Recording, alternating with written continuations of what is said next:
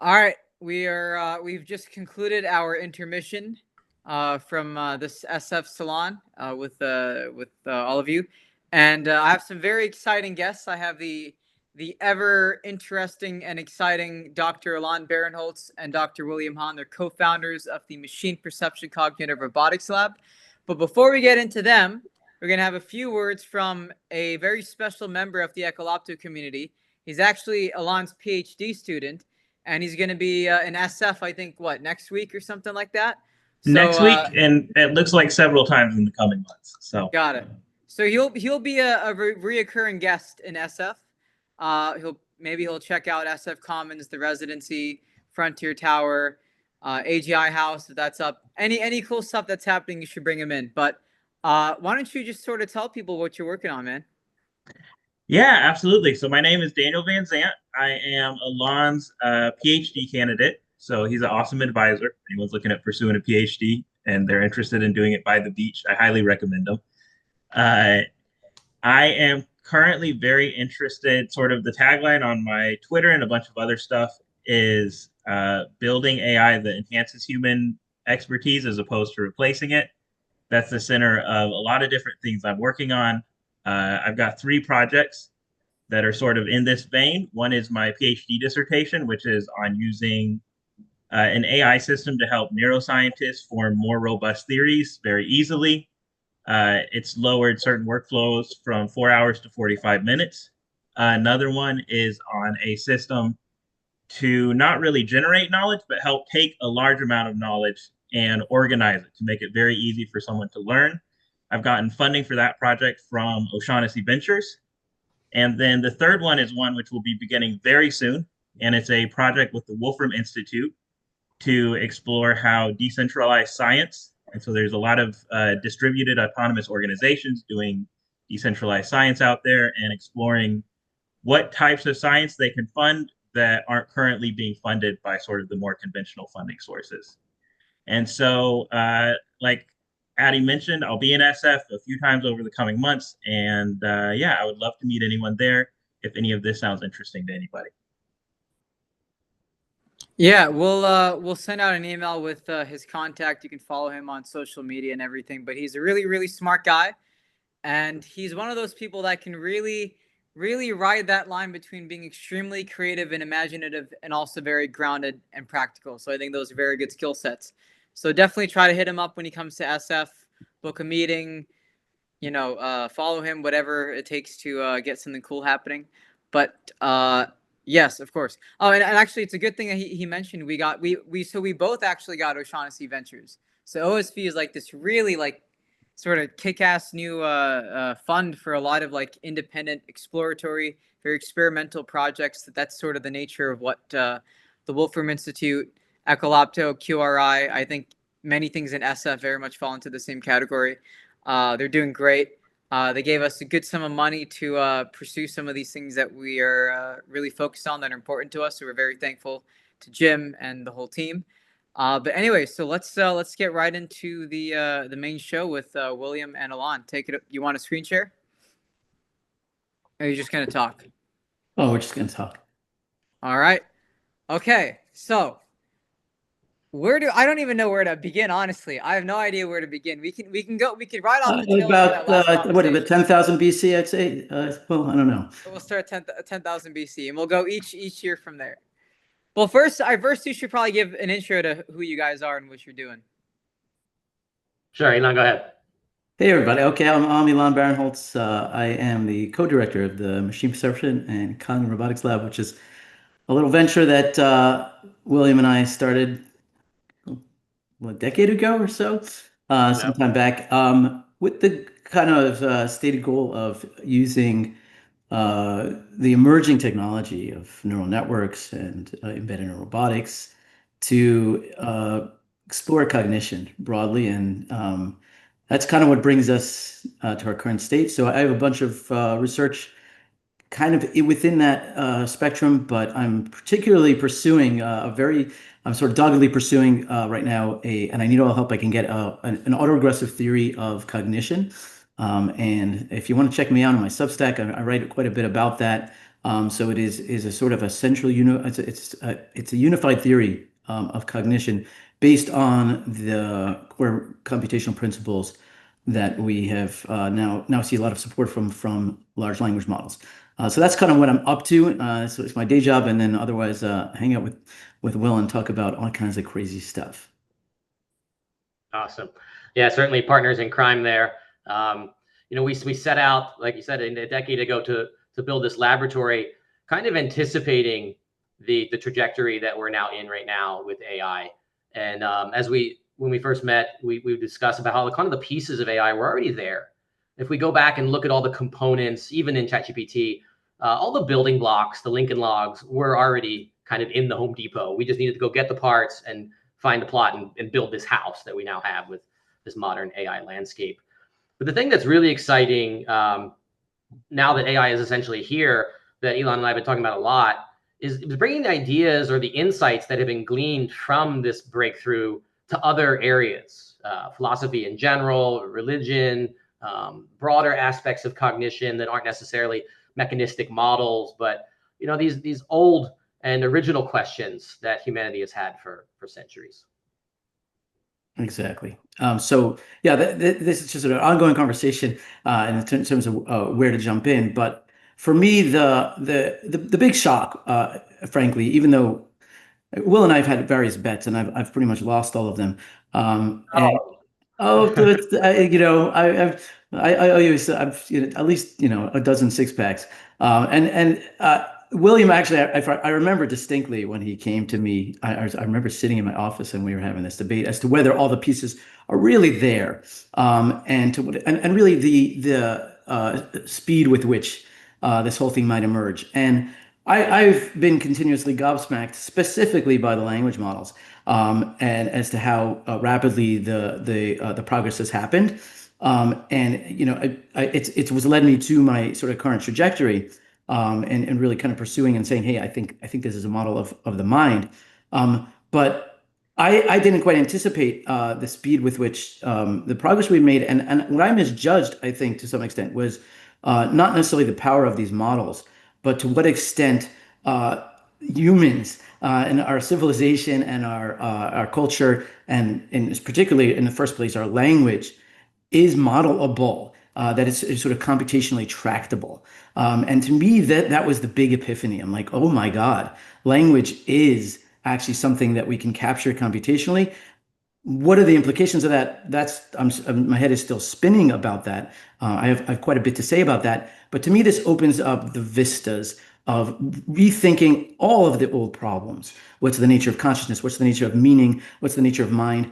And then, of course, those are the sort of the I want to think of them as almost the first order problems. And then the second order problems are like, okay, once we reinterpret the nature of meaning and the mind and language, what does that mean about the metaphysics, about, the big questions that philosophy has been grappling with? Because I think we need to reinterpret all of those questions, because all of those questions have been formulated to some extent using our cognitive machinery that we now have a completely different way of thinking about it, a different lens for thinking about the cognitive machinery. And so that really, it puts you into this kind of almost, endless loop of thinking about thinking, which is where this is how I spend my time all day. And it's something Will and I could talk about quite a bit, where in some ways we've kind of lost the ground. There was a certain comfort almost in, I think, the sort of the ontology of the way people actually approached metaphysics and their universe, because there was always a kind of a ground, and one of those grounds was we have a kind of a basic idea of meaning, and we use language. Language is the air we breathe. Language is like a fish in water. The fish doesn't think about the water. When we're, as thinkers, as intellectual thinkers, as philosophers say, we're sort of living and breathing with language and taking it for granted. And suddenly, as far as I'm concerned, language suddenly it becomes visible. And you're like, oh gosh, I'm in water. What is this medium I'm in? It actually has properties. And that means everything you assumed about, like, I'm a fish and I swim in water. Well, you got to think differently about yourself now. As a fish, you're like, your life and your place in the universe is suddenly radically different. And so to me, this is like extremely exciting, extremely unsettling, And it also fulfills for me this dream that I had, which I'd kind of largely given up on to some extent, of really actually getting serious about some of these old philosophical problems that we could talk about for the next 10,000 years. And we wouldn't have made progress really, because the talking really didn't get us out of the talking. You're caught in a kind of a solipsistic linguistic bubble. Now we've kind of jumped out of that bubble, and we can see at least the language in this case, and I think maybe more broadly, cognition, from the outside to some extent. So to me, that's sort of the really exciting moment we're in, and what it means, and how we can extrapolate from this to these broader questions. I think that's why we're all here. I think that's the opportunity, and I think it's a new dawn, really a new dawn for philosophy. Philosophy was, I hate to say it, was kind of handed off to the humanities to some extent, and there's some really smart people. It's not a knock on the practitioners, but it is a little bit of a knock on the modular kind of notion of math and physics and computation they live here, and philosophy lives over here, and with the linguistic folks. That's wrong, especially now we can sort of see language now is becoming a computational field. Linguistics is going to become computational. Philosophy can become computational. 100%. I think what's extraordinary, like you mentioned, is that that language fits in this box. Right? It seems to me like a rare tropical fish, and it's like, wait, you can put this in an aquarium and it won't die. It's like you can keep this in your house and on your laptop and run it. And I think that's just extraordinary. We've talked before, like if there were only one LLM on the planet, right, and it was in some massive data center, and it could do one, one context window at a time, and you had one operator at the seat, science would have still lost its stuff and been like, this is it should have, right? And so it's interesting that not only can we put this in a box, but everybody got that box on the same day, which is a really interesting kind of side note. But I think what's spectacular is Alan Turing really nailed it in 1948 by saying what we need to do to get AI is just language. That's all we need. And I think people thought at the time, well, okay, yeah, it'll be able to talk to you, it'll trick you, it'll pass the Turing test, and that's neat, and you won't be able to tell that there's not something there. But no, this is much bigger than that, and I think he saw it, is that when you get to language, the thing he was most famous for is his idea of universality. And it's a shame he wasn't a little more explicit, but that's what he was showing in those papers, is that language is a different kind of universality. And that once you hit language, you can do all of these other tasks kind of out of the box. And that intelligence, you'd have to have an intelligent system along the way to get that far along in the language. And it's this idea of, kind of computation versus communication. I would have previously thought that language was more like the comms. It's the walkie-talkie. It's the thing you use to communicate your ideas. And now we see that, no, it is the engine of ideas, at least in these current versions. And we suspect this is how at least most of our brain is kind of operating, at least the part we're paying attention to, at least the part that's talking right now and listening and all that. Like there might be other modalities in me, but they can't talk to you about it. I'd have to do some interpretive dance or something maybe. But I just think it's extraordinary how much foresight he had, knowing that the bar was language, and that's it. I confess, whoosh. I missed it in a sense, because I really did understand that what he was saying. I thought he was saying something along the lines of that, to the extent that it's almost like an undecidability problem. Like if to the extent that we can judge something as being intelligent that's that's sort of like the portal that we have to a system, and therefore we should assume that. But I do suspect now, given that it was Alan Turing, and given his prescience altogether, that what he saw was that language is intelligence, and this, to me, this is one of the I guess in some ways the epiphany for me was that language is able to run on its own. Right. This is the insane thing about large language models. It's that there's no other information in there. All they're doing. The transformer model. It's a wonderful architecture, but all it does is learn structure. It doesn't contain structure going in. There isn't anything in the network going in that makes it smart. All it's doing is modeling the internal topology of the corpus that it's trained on. And that means that the corpus itself, the language itself, contains within it all the capacity to generate all of language. And when I say all of language, I mean ask it any question about anything.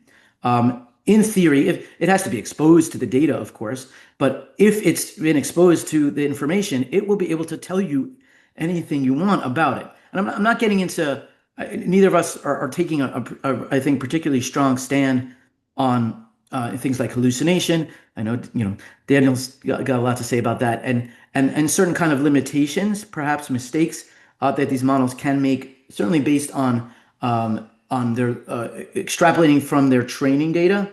But once they've got the information sort of running in, let's say in context, like let's say they've had a conversation, they are on par. Within a given conversation, they are on par. They can extrapolate and think about and reason about that information on par with just about the smartest person I've ever met. I continue to just be flabbergasted every time I talk to them. I throw out completely new ideas, computationally and mathematically sophisticated. At least I think they are. I'm impressed with myself, but it's got it. It's like, boom, I understand exactly what you're saying. And here's various corollaries of that. It'll start just rattling off and like give me an entire research plan. And here's the code, by the way, for running that. And so the language contains within itself sort of intelligence. It's the language itself that's intelligent. It's not our brains that are intelligent. It's not the machine that's running the large language model that's intelligent. It's language itself that's intelligent. And so Turing, I guess he maybe saw it. If we want to get really kind of conjectural, is maybe he saw something that we really we just don't understand. The fact that he was able to conjecture that is wild. I agree with that. Or maybe maybe he knew something that he couldn't talk about. He was under the National Secrets Act, so there's lots of things that he couldn't explain that he knew. But what's wild is it seems like that the AI was already latent in the library. Exactly. Like you said, it's in the corpus, and all you need is this relatively unsophisticated machine, right? The transformer is almost disappointingly not exotic. It's straightforward. Neuroscientists from the 1940s would be like, well, it's more than we thought we would need, but it's not anything outside Bigger the bounds. Scale, mathematically, we're talking about, if you're in an engineering project, make just multiply, right? It's not that fancy. There's just a lot of it. It's just a lot of it. Exactly. What it reminds me of is, and not to pick on him, but Searle's Chinese room, that we now have these rooms. We have built them. And the extraordinary thing is you can slide these messages under the door. And not only does the system, I would argue, actually understand Chinese, it understands China. Exactly. By learning Chinese, it gathers all of this other stuff where it's not just answering linguistic questions, right? It can effectively, maybe generates too strong a word, but mine, like you're saying, you can harvest in a Wolfram sense this computational universe for insights that are in there simply because it read the Chinese library. Right. Yeah. It understands Searle. Yes. It understands Chinese as well as Chinese speakers do, and so on. So I don't blame him for having that idea at the time. I think he had limited data set. There was probably progress being made in these fields behind the scenes for decades. And unfortunately, the news didn't get out. At the same time, I think there's still a strong resistance amongst certain people, and they still have the hunch, the Searlean hunch. These models can imitate or generate maybe language in this the imitation game, and it's good, right, to use that term. But they don't understand, right? They don't understand, and that's where Searle kind of was, and it was meant to be an intuition pump, like, and we have the intuition pump. It's running. It's like pumping. It's pumping out language, and in some ways that's supposed to be like the contrary example. Like here you have something that's just crunching symbols, and obviously it doesn't understand, right? That's sort of like the Searlean point. It obviously doesn't understand. And I think now that we have the Chinese room running, I think it should be patently obvious, it is to me, that our notion of understanding may have been faulty. And the Searle's notion of understanding, well, what did he mean by understanding? If what you've got is not just a lookup table, right? Because that was sort of the silly version of it, right. I mean, which is, if you got just a list, every single input, here's every single output. That's not what the system does at all. It has a finite, large but finite training data set. And based on that, it learns the structure of language. It learns the higher order structure of language, not which words are just related, where the relation to other words are, but within a trajectory of a long sequence, what's the next word? All of this requires this very, very high order abstract kind of conception of the structure of language.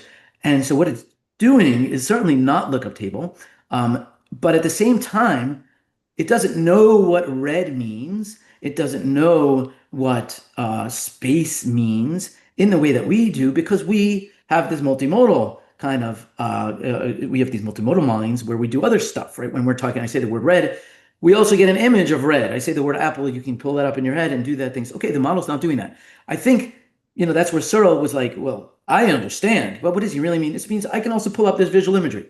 Can the model do that? No, not right now, although we're getting there. The multimodal models can go one way. They can go in the direction of taking in a visual image and using that to generate language, turns it into something that you can throw into the token stream.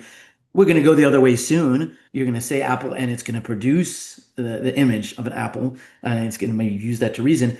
That's all that's left, right? There isn't anything else to understanding that's fundamentally missing. And again, I'm making I'm taking a polemical position here, but I think as these things, the level of sophistication in it, it's not just quantitative, it's qualitative. More is different, as you often say. And if Searle saw this thing, I'd like to think that he would be like a little humble and say, well, maybe I didn't understand what I meant by understanding. I think we need to think of understanding as like an emergent phenomenon. All right. And what do we mean by understanding? Because I can give you follow-up sentences, right? I'll generate more sentences. I don't know where my words come from. I don't have access to the next sentences before they're auto-regressively generated and so on. So I don't think humans quite have the same understanding that we think we do. Right. And if we try to find that understanding, is the audio cortex A1, is that understanding my speech? Is the prefrontal cortex understand the plans that it's making of what to say next? No. So it's almost like a confabulation itself, as we have the illusion of sort of metacognition, or we kind of simulate it using our linguistic model. I would be interesting to find examples of metacognition that aren't linguistic. But it's that it might not be as real as we think it is. Yeah, exactly. And I think one thing we mean by it is that when we use language effectively, we can generate behavior in one another. And I can say, go grab that apple. Can you hand me that? Hand me the salt. And you understand what that means if you produce that appropriate behavior. That might be what we mean by understanding. But of course, we can imagine, and this is the kind of thing I work on a daily basis, we can imagine a computational process where instead of just producing the next sentence, you produce the next behavior. And then so you have these kind of modular outputs, like a linguistic output and a motor behavior output, and you do all the things, right? We're going to have robots that are going to do this soon, right? And they're going to go and grab it for you, and they'll talk about it too, and they'll sing a ballad to you about it, and tell you how beautiful you are or whatever, and they're going to do all that stuff, and you're going to be like, but they still don't understand. Well, like right. What's left? Right. And when they're writing poems about red, and they can go back through their transformer and trace it in ways that even with the best MRI machine, humans don't have access to. I think a lot of these problems, like the redness of red, are going to maybe not completely go away, but they're going to get easier, right? And if we look at other things like flying through the air or making computers or, the industrial scale farming with modern supermarkets, those problems were very difficult, right? 1,000 years ago. Try stocking a modern supermarket 1,000 years ago. A very hard problem, so to speak. Yeah. And that's where we've been with trying to understand everything from red to solipsism and everything in between. And these, it reminds me of like these robots are going to be like that fish that has the clear brain. Have you seen it? There's a particular fish in the deep ocean where the front, just in weird circumstances, is just completely transparent. These models are going to be like that. There's not going to be any black box. I think part of the misnomers in neural networks, at least in the classic 80s version, was this hidden layer, as if it's deeply mysterious and hidden from observation. It's like, no, it's not. You can observe that just as easily as you can the inputs and outputs. Yeah, and the glass brain, and so this is the one thing. This is one point where you and I we agree on a lot of stuff, and we kind of inch towards each other on this on so the hard problem of consciousness and all this kind of thing. And I went into, I said, pursued the career I did to some extent because of sort of what seems like the fundamental mystery. But I do find myself getting closer and closer, not to the point where I don't see it as fundamentally mysterious, but I see everything as sort of equally mysterious in some sense. That what I mean by that is like that recognizing that I'm a linguistic model, right? The thing talking right now is a large language model or something like that, is a recognition of sort of the inherent kind of modularity, the inherent self-referential nature of, say, philosophical thought, like linguistic thought. And I feel like the thing that doesn't understand what the nature of red is the language model. Mm-hmm. And the thing that does understand what red is my visual cortex. And what really is going on here is just a mismatch of sorts, that there are these distinct modules. They interact with each other, but they're computationally modular and distinct from one another. And what we're really dealing with here is not so much a metaphysics issue. It's not a metaphysical problem so much as and that there is no such thing as metaphysical problems. What we have are these different modules, and we got a linguistic module that's scratching its head, metaphorically, of course, and saying, well, I don't know what this redness thing is. It just plays this role in my linguistic universe, and so it can't quite come around to it. But I agree with you that ultimately, we're going to have machines that are going to do this, and already probably do. Like our multimodal models, do they know what red is yet? Like I'm hard pressed to even say maybe they do. And who am I to say? And what's interesting is not only have they read the poems about red, but humanity has learned a lot about red in the last 1,000 years, right? An extraordinary amount. We actually, in some detailed sense, know what red is in a way that the ancient world just didn't have a foggy clue what red was all about, in terms of cones in our eyes and wavelengths, all that good stuff, columns and wavelengths and orbits and atoms and all kinds of things like that. But it strikes me as these problems, these kind of hard problems. I think of them as kind of this Copernican principle, right? That throughout the history of science, we've continuously found out that humans are not as special or as privileged as we had previously thought, right? We thought the Earth was at the center of the solar system. Not so much. And so on through these other things. And then we thought the solar system might be special. No, actually, no. And maybe our galaxy is special. No, not so much. And I think the same thing, like this redness or even the consciousness, don't get me wrong. It's not that it's neat. It's interesting. And we're going to spend a lot of time exploring it more, but it's not going to be unique to us. Mm-hmm. We're not going to be like, that's the thing that we had and no one else had. I think just like the Copernican dominoes, that one's going to fall too. And the robots are going to write poems about red and dance about it and, whatever it might be. Yeah. And that's just true. It's kind of true across the board. That's what's, now that we see that it's substrate, it doesn't matter, at least for language. No reason to think that it's going to matter for any other computation that our brains do. We're going to say, okay, so it's just this kind of very rich computation. There's all kinds of other rich computation out there in the natural world and now in the artificial world. And I agree. I think, people worry about us, employment and things like that. But there's almost a deeper existential kind of threat here to humanity. Which is, we kind of thought we were computationally special, that we're smart, and that intelligence, it was deeply mysterious, and it required in many, mythologically is like this. It was kind of the thing that made us almost spiritual creatures, and now it runs on an H100. It's like okay. Where's the spirit in there? But inversely, and I think you know where I'm going to go with this, I think personally that actually makes the universe a much more interesting place. That means if we are not just this special, particular kind of nexus of extraordinary informational occurrences, well then, what else might be out there? What might corporations or societies or planets or solar systems or universes be thinking? because now we know it's not the provenance of humans alone to do this thing we call thinking, which was indeed, at least it was special in the sense that we could see it. Yeah, exactly. That we could see it. Yeah. And I suspect, and we've discussed that maybe there's all these other, let's just say, thinking machines in the broad abstract sense that are right in front of us, ancient, natural, spontaneous, that we just didn't recognize. We weren't looking for it, right? This is the theory-laden experiment that we didn't expect to find anything like intelligence outside of humans. Right. And so we just weren't looking for it. And it might operate on spatial temporal scales we don't understand. This might be an interesting thing, right? So we're sort of bringing up the idea that there are things that have this level of intelligence or agency sort of outside of our scope of perspective, sort of our lens of things, right? So what I'd really be interested in is, like, from a phenomenological perspective, what does it look like when interfacing with them?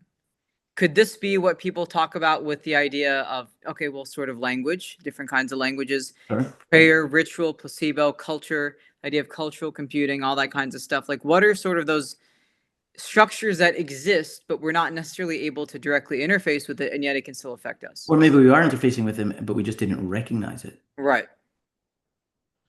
Or maybe this is sort of the chasm that we see in academia. As Elon mentioned, we're now taking subjects like philosophy or even poetry and turning them into computational, quantitative subjects. Maybe we can do that. Philosophy. We can kind of have a reconciliation for our culture in general and bring together a lot of these ideas that ended up in very different camps. Yes. This idea of non-overlapping magisteria, that there's this world here and there's that over the world there. Let's just not even, the Venn diagram doesn't overlap at all. And I think that was the view that emerged in like the 50s and 60s of like, hey, we're going to take all these old ideas and the religious studies department, that'll be over here. And then we're going to do math and physics. It's anachronisms. So it's historical stuff, that you can leave to the folks to explore as a curiosity. But I think a lot of these ideas, everything from ghosts and demons and mental illness and cultural phenomenons and memes going viral, we don't know where to put these things in science. They don't fit in physics, right? In the kind of the standard model or the periodic table. Where do you put problems like that we have in the modern world, like in our mind kind of thing? And I think that we need these new tools to understand, okay, every human had a slightly different training set. People within the same culture have a similar training set, but everybody's experience is slightly different. And so when we try to explain our past, our history, or how we're thinking, everybody's an alien in some sense because everyone else doesn't have that same data. I think it's interesting that the Claude and the OpenAI and all these kind of converged on approximately the same model because they all read the internet, right? Well, it'd be really interesting is to bring one from Alpha Centauri that read a completely different internet. And that's like a real, alien intelligence in some sense. Yeah. I mean, we mentioned earlier today, we were talking about training one just on poetry. Right. And what and kind someone of actually brought that up also at one of the computational philosophy salons. We did it at the Media Lab the other week. I think that was Jess, that was Augustia or something, right? About training an AI on poetry. I think that was either him or the gentleman in like the row cap. He had a baseball cap on. I think it was like a row hat. I forgot his name, but yeah. Cool. Yeah, but I mean, not only so there's a couple of things here. One is looking at these sort of maybe ancient kinds of notions of how the universe operates and thinking about whether people were attuned in some ways to processes that we ended up dismissing culturally, with the rise of objectivism and scientism, and logical positivism and things like that emerged in the late 19th, 20th century, was to kind of dismiss sort of these ancient notions. And the question is whether these guys might have been on to something, things that we in modern parlance may not have given the exact same names, but is it possible? We'll mention spirits and demons and things like that. the idea of a cultural kind of like that a culture has some sort of spirit to it or something like that. This is that sounds very kind of anachronistic. Yeah, or it's a metaphor. Right. So then from a computational perspective, what is a spirit or soul or prayer or any of those kinds of things, right? How would you sort of describe that? Well, a soul might be a self-stabilizing pattern that can persist across substrates. It could also be kind of the core dynamical behavior that emerges out of everybody's individual training set that's completely unique. And so then everybody would have. Say again? Emergence, some type of emergence? Yeah, like the emergent sort of storm that's in your mind that is you and only you. It never existed before. It never will exist again. But a low resolution copy of it, you can transfer that to other people and they can live in your mind. You can live in their mind and so on. So it has these interesting kind of weird software-like properties. I think we need to understand prayer now as prompt engineering. There's a growing conversation on the internet I'm seeing about things like affirmations and manifestation and things like that. And I think we can easily now understand these in terms of this kind of self-prompting and programming yourself. And now we see, in a very literal sense, English is a programming language, and we suspect the brain is a computation-like object. And so can you reprogram yourself? And with a regular machine, like your laptop, if you change the software, you get dramatically different behaviors that were not in there before. And it seems reasonable and obvious that this is what humans are doing when they're praying to themselves and they're talking to themselves and they're talking to each other. We're installing software, or even more, we're creating software, sometimes through that active conversation itself. There's an area of cybernetics called conversation theory, which suggests that knowledge is really created through that active conversation. I'm also going to jump in real quick, and before Alon, I'm going to rudely interrupt you for a second. One of the things I also think about, right, is sort of going on your prayer as a prompt kind of thing. Is I also say that placebo is prompt engineering. I think prayer as placebo in the most positive way possible, because I think it's one thing if people, a lot of times people talk about these sort of religious experiences and prayers and it's these, Alon, it's these arbitrary squiggles on the paper, and that can induce this very sort of intense emotional, experiential kind of state, right? Same thing, I always say, like, you can, if I just pattern a couple of sounds in a certain way, I can get you to think Courtney Love broke your heart just like she did to Kurt Cobain kind of thing, right?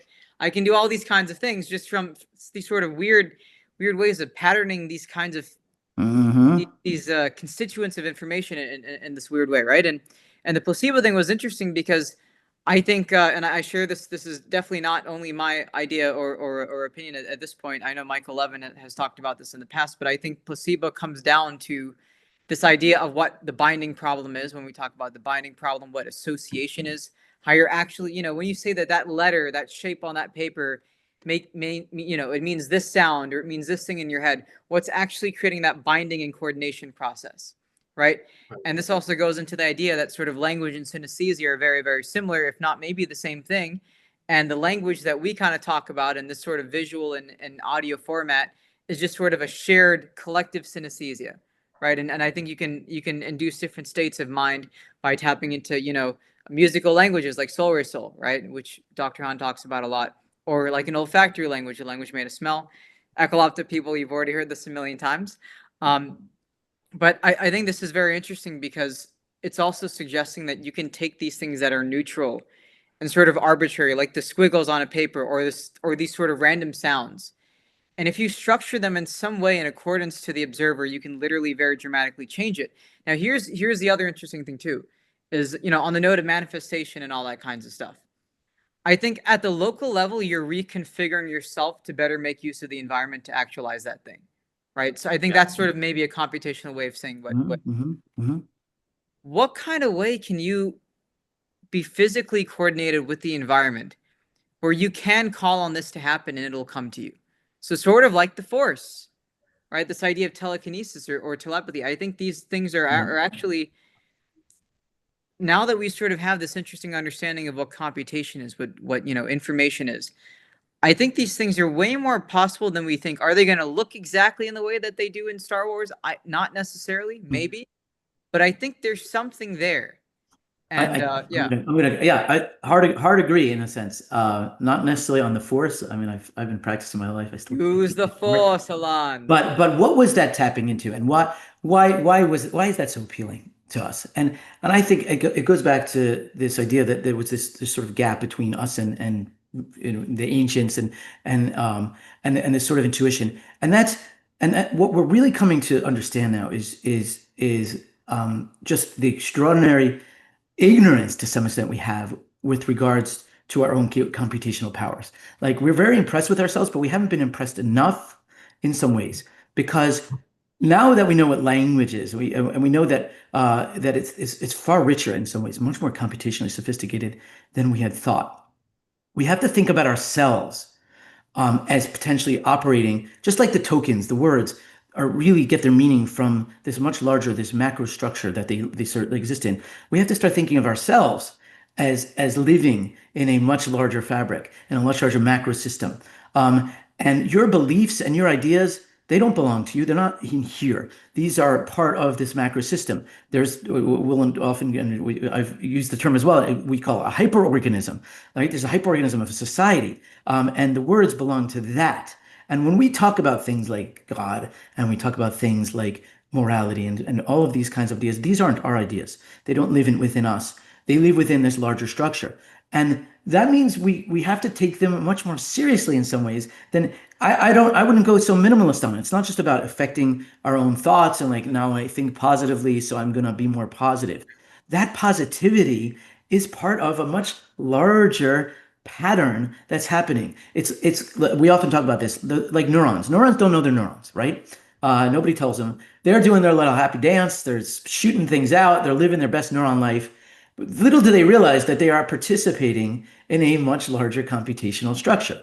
They have their own lives to worry about, and they're busy. And there's a certain inherent logic to the thing that they're doing to survive and to share resources with their neighbors, and they're doing all that stuff. But at the same time, what they're also doing is they're participating in this much larger, for them, a hyperorganism of the brain. I think we have to take seriously the idea that we are neurons too, that we are just cells in this larger hyperorganism. And that means all bets are off in terms of what does it mean when you pray? What impacts does that have? Well, that's not just stuff happening within you, because everything you do, every idea that you have is going to have resonance. And I don't need to get into sort of like unusual, maybe unorthodox physics here, but it has resonance in the sense that you're going to act differently, you're going to talk differently. This is all going to emerge as impacting the belief in God is something that the hyperorganism has. You are participating in that. And so this is something I mentioned in the theories of everything in Toronto, right? The word God, we can't really conceive of what that word is, the same way the neuron doesn't understand what its spiking is. So I think in terms of sort of validating, or at least taking these things much more seriously, we have to have humility in terms of what we really are and what our limitations are. Right. Like you said, we don't need new physics. And that's what's kind of exciting about this. We have this other thing, information, computation, and we need to understand these phenomena in that framework. We can't go look in the periodic table and try to pin down, where prayer comes from. But in terms of the placebo effect, I think there's kind of a thin take on it. It's almost like you got tricked. You were just duped into thinking this was good for you. But I think we need to think about it much more like you installed some software. You're running different code. And we know with software, like, that has efficacy in the world. It's doing something. It's not just some abstract thing. And then this kind of notion of contagious positivity. Like you said, we're not in an isolated environment. No human could live in complete isolation, at least not for very long.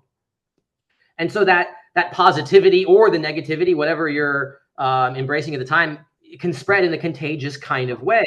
And then that's going to affect kind of the game theory of how society is going to operate, right? Michael brought up last time the kind of the prisoner's dilemma.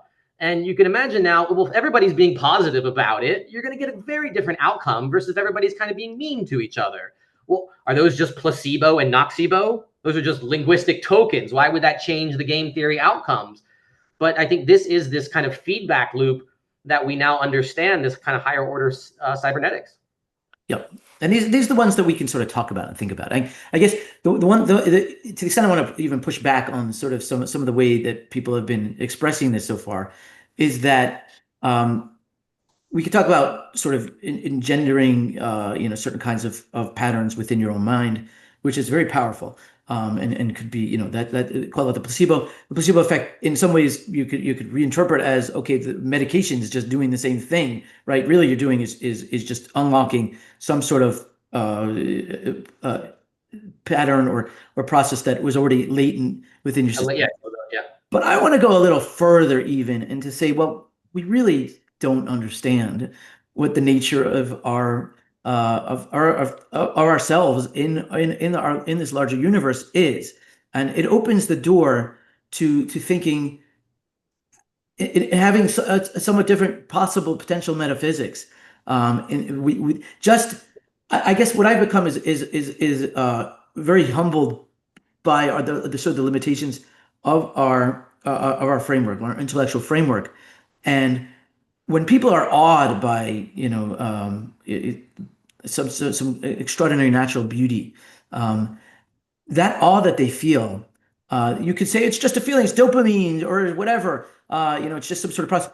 Well, what if I were to recast that as that the actual, the physical universe and all its grandeur is imprinting itself within your mind in a way that you just can't capture with our sort of rationalistic and linguistic kind of the framework which we've kind of devoted ourselves to for the past maybe 120 years, right? And so I'm inclined to say, well, what we're trying to do is shoehorn these older ideas into the modern sensibility. Well, I'll tell the story of this way neurophysiologically, but that neurophysiological story is a story. And all of our scientific stories are stories. And I'm a scientist. I know this may piss people off to some extent, but I strongly believe that we have to be very careful in our level of confidence in our theoretical frameworks, especially now, because now we've kind of butted up against, we looked in the mirror and we've seen what the machinery looks like. And to some extent, it's not what we thought. And the thoughts are not what we thought. Language is not what we thought. And so now to me, this opens up the possibility that we maybe are fundamentally wrong in our metaphysics. It may not just be this simplistic, it's atoms and molecules and just go from there. Because that is a linguistic story. And it's a very specific one that came out of a very particular framework for this particular species that's trying to do a bunch of stuff right now in an industrialized civilization. Who says that our metaphysics are so comprehensive? 100%. It reminds me of a couple things. Back to this sort of fish tank idea, right? If we think of the universe as this sort of giant fish tank, and we happen to have people in it, we're the fish, kind of swimming around, and we tend to think, at least in the last 1,000 years or so, that it's almost accidental that we're here, right? Especially in terms of evolutionary theory, be like, oh, there happened to be some ooze, and that happened to evolve under these pressures, and then poof, look, here we are to talk about it, kind of thing. But that's the whole point. It's like, no, somebody wanted an aquarium in their house, and they wanted fish in it. Like, we are the important part, it seems like, to the universe, and anyone from the ancient world would have been like, yeah, of course we are the most important part. It reminds me of something that Prigogine talks about. He was a nonlinear chemist who got the Nobel Prize for studying the oscillating reactions. And he talks about the sort of how biology and chemistry, they sort of tolerate life, right? Chemistry kind of tolerates life. There's nowhere it emerges from it. It was no longer, it wasn't obvious that they would come out of there. And then he goes on and say that biology kind of tolerates humans, mankind, and that it wasn't, why we're there. It's not obvious that it would lead to these things like language and all that kind of stuff. But he argues that this shouldn't be this case. We shouldn't be in the margin of the margin, right? The molecular biologist Jacques Monod, he said that we are in the margin. If we look at the chemistry textbook, biology is in the margin of the chemistry, and then humanity is in the margin of the margin, right? It's like a footnote on biology. But we should be embedded in the universe more than anything. We're finding out meaning might matter more than we ever thought. There might be meaning and information and things at the bottom of these things. And so I do agree with you. We should be very skeptical of our frameworks. We should expect ourselves to be in the equivalent of a dark ages that if we go about even a few decades from now, we will look back at this era and be like, that was cute. Yeah, especially now, I guess, is one way to think. Like we've never understood our ignorance as well as we do as done before, right? There's a certain sense in which we're discovering new ways that we don't understand, in a way that, you know, I've told you the story, right, of the heretic, right, the story of the heretic. You know, so there's somebody claims they're a heretic, and then and the villagers take them and then show them this person who's really learned, religiously learned, and then, you know, this person knows about all the religion, has mastered all of it, and that person, he says, that's a heretic, right? We can look back at, you know, people who were lived before the modern era and say, you think you were ignorant? You don't understand ignorance. Ignorance is like, we've got real ignorance. We can understand the limitations of our understanding because we've suddenly broke open this Pandora's box of like the medium itself of understanding. It's just getting worse, right? It's continuously getting worse. Right? That the foundation is crumbling. You know, Newton gave us this nice clean chessboard backdrop, and it's like, no, it's much, much stranger than that. And I think the exciting thing is we're all alive to see this, right? Most of us alive today are probably going to see this change, the scientific revolution, in a way. In the Enlightenment and the Renaissance, no single individual got to witness it because it took 300 years or whatever. These things are going to be happening in the next 15 years. Yeah, it's happening. And yeah, the acceleration on the technology side is easy to see to some extent. I think human thought and sort of culture they lag to some extent, but we are going through an insane cultural shift. And, you know, I don't want to delve into, you know, certainly on current events and politics and things like that, but something's up. I think everybody can feel it to a large extent. And the fact that it's convergent with the rise of artificial intelligence may be a coincidence. And there's the rise of computation more generally. It may be a coincidence, but it may also not be a coincidence. And there could be some sort of cultural awakening and awareness that is actually not understandable at an individual level. We don't really like in general. I don't think we really understand you know, how culture is really actually resonating through us and through our thoughts. It seems like there may really be, you talk about a second renaissance. Something is potentially really emerging at a deep cultural level, where we are going to understand our place in the universe fundamentally differently. And we can tell a story about that, I think, already, just based on what we've talked about, the kind of stuff we've talked about already. But there may really be something happening in the hyperorganism. Something may be up. There may be something afoot that's taking place, and may be manifesting in weird ways. You know, maybe that's, you know, maybe politics is so weird right now because there's this inexpressible, maybe very difficult to articulate kind of cultural meme or whatever you want to call it. That's a thought process. It's a thought process of society, right? Society is kind of working through some stuff right now. And if you think about hyperorganisms, that's immediately gives you the sort of the ability to say, okay, there are macro computational processes happening here. And so society may be going through some stuff. Maybe it's childhood, maybe it's adolescence, maybe it's a midlife crisis. I don't know. But the same way maybe it's an emergence of cognition at a different scale. Right? Maybe it's waking up. It's sort of in this birth canal, and it's, you know, screaming and bloody and goo everywhere, and it's like, no, but it's starting to cry, and that's a good thing. Right, exactly. And you know, I'd like to, you know, I'd like to think, and, you know, coming back to positive thinking, I mean, it's useful to think this way, that maybe something extraordinary and beautiful is actually happening. Like you said, the birth canal, the baby's like, I'm dying. Right. It's over. And in a way, it is. Oh my God, like, I can even see the light, like they said. Right. Oh. And some aspect of it does. That's an interesting thing about development is your previous self does kind of die. Right. What's interesting this also relates to hormesis, though, that a previous aspect of what you had before in the sort of generation process of getting stronger, more robust, does sort of change shape. Something has to go. Metamorphosis, yeah. Yeah, it'd be interesting. It'd be hard to get the data, but what's actually, you know, more extreme, death or birth in some sense, as a psychological phenomenon, right? Birth might actually be more traumatic. We just don't quite remember. But I like the time lag idea. And I suspect just like the pieces for AI were already, you know, scattered across the floor 10, 15 years ago, it's interesting to think that we are farther ahead now than any of us can imagine, because we have kind of this distribution problem. right? So imagine if I give you the challenge that I need you to get a glass of seawater to every person in the planet or in the country, right? You say that's a really difficult logistics and distribution problem. But now take the equivalent thing and say, I need you to take Alan Turing's idea of artificial intelligence and distribute it across the people in the country.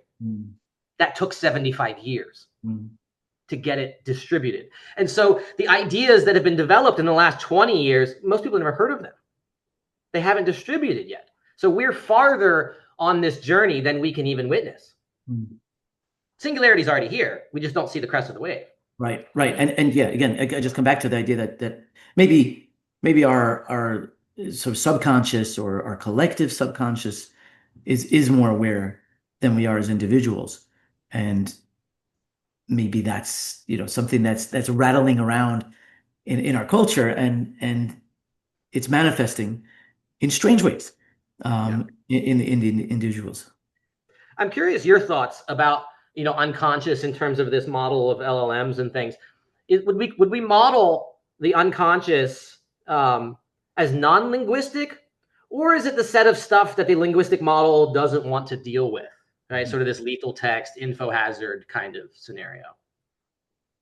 Well, so I think there's sort of a technical question here, if I can put it that way. So the autoregressive stream, I think of that as that consciousness is actually sort of the autoregressive stream.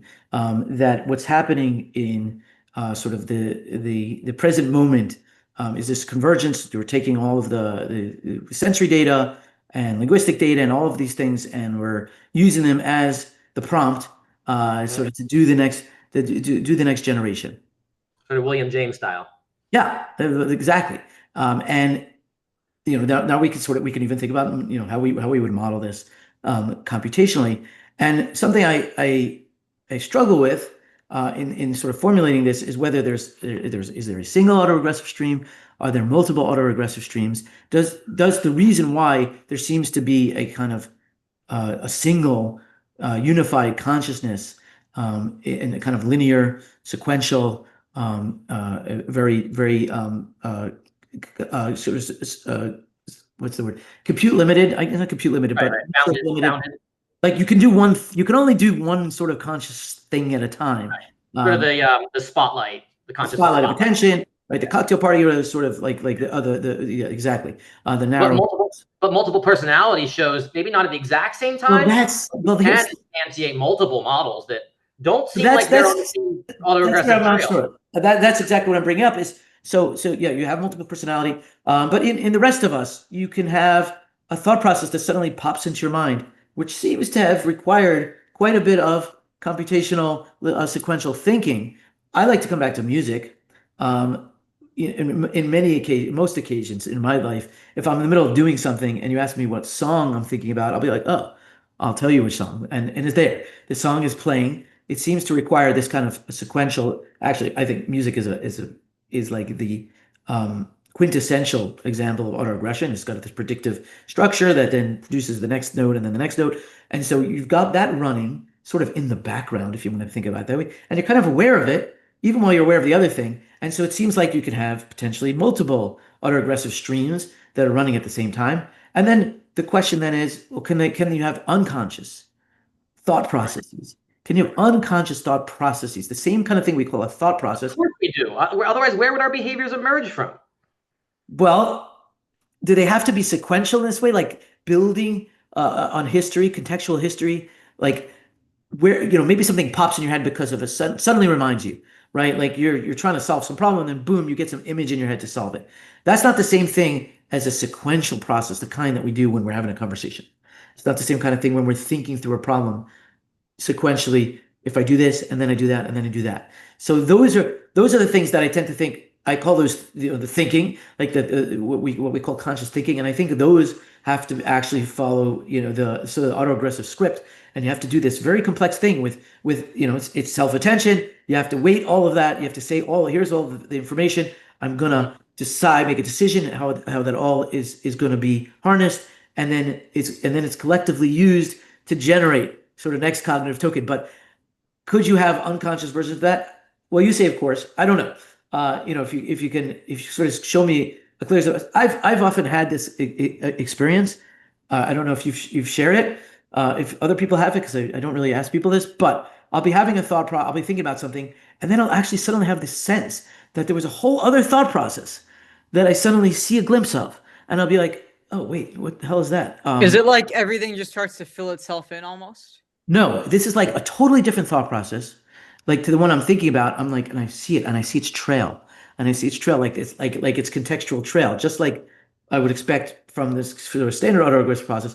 So it makes me suspicious that no, we are running sub processes that are unconscious, that are thinking, that are able to, like you mentioned, multiple personality. I don't know about multiple personality. Let's talk about that for a second. Do the other personalities continue to live on? Are they active when whatever one happens to be on the stage is on Or are they stage? asleep? Are they effectively asleep? Are they effectively asleep? Exactly.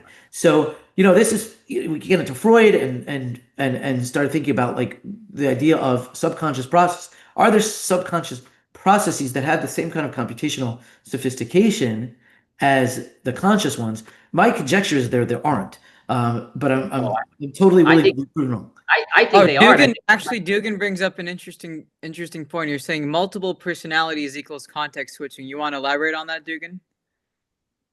Sure, it's just the thought that there might. Okay, so like we experience one line, one thread of like consciousness, basically because we are in our mind at the seat of all this qualia that's coming in. We're an attention agent, and for our bodies, basically to take in all the sensory data and decide how to move our skeletal muscles to coordinate movement that's beneficial for the body. Essentially, that's why a body bothers to boot us up in the morning. Anyway, so like maybe having a different personality is sort of like the context of like your memories and your preferences and your personality get switched. And then you start like operating on that. So it's like basically like an LLM, but you change the system prompt. Okay, so there's only one process though, at least running the body at a given time. We are one process. There might be other processes that are embedded in our. When you say we, is the Dugan brain running some other some other processes that may be comparable computationally to the one that's running right now, that's talking to me, but maybe it's sort of happening in the background, I guess, not accessible to your. Or rather, hello guys. No, just a little bit of a comment. I mean, please.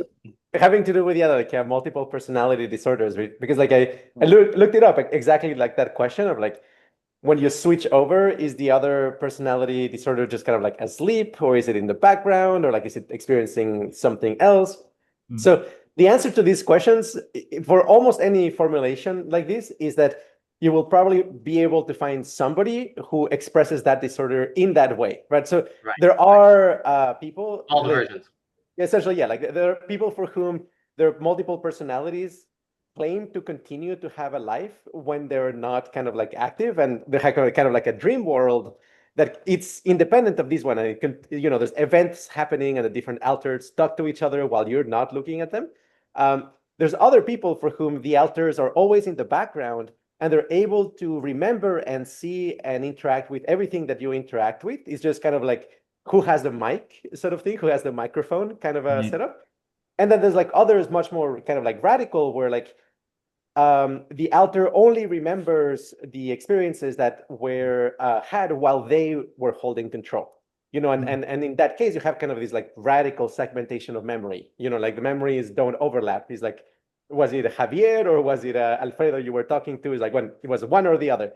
But yeah, it seems like it really depends. And some people actually have kind of these non-transitive memories where like one alter can remember what the other alter does, but not vice versa. Like that also is another thing that happens. So anyway, just very diverse. It's a very diverse phenomenon. Right. So the answer is all of the above is what you're saying. Right. All of the above, yes. But that raises, I mean, but if the fact, assuming that we really take, if we take them at their word, so to speak, like, so, whatever it is, Steve is talking and then Bob shows up and says, hey, I was listening to that conversation you were having with Steve.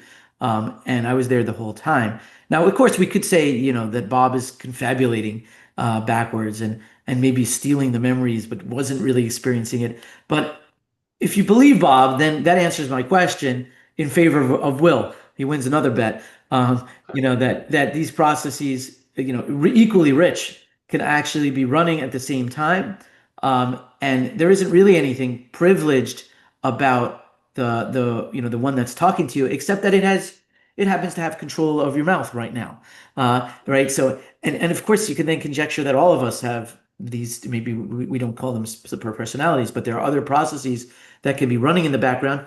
That's the original question, Will. About a subconscious. Are there? Is our moral sense? Is the like the movie Inside Out, right? Is there a sort of worrywart that's kind of hanging out and like doing the calculations about like what could go wrong? And another sort of personality, so to speak, that's doing other calculations about like what am I going to eat tonight, and it's just more of a glutton, and it's just like thinking about opportunity or whatever. And then you could really imagine these as kind of distinct processes that are running, and then the thing that's talking at any given moment maybe just happened to be that grab the mic, so to speak. So I guess my answer to your question is I kind of have a conjecture about that, but I think maybe already I'm probably wrong about that there really are fully maybe even conscious, I don't know, right? Separate consciousnesses that are running within us. So we call it subconscious, but who says it's sub? People talk about like split brains. I remember I watched a video with Gazanaga.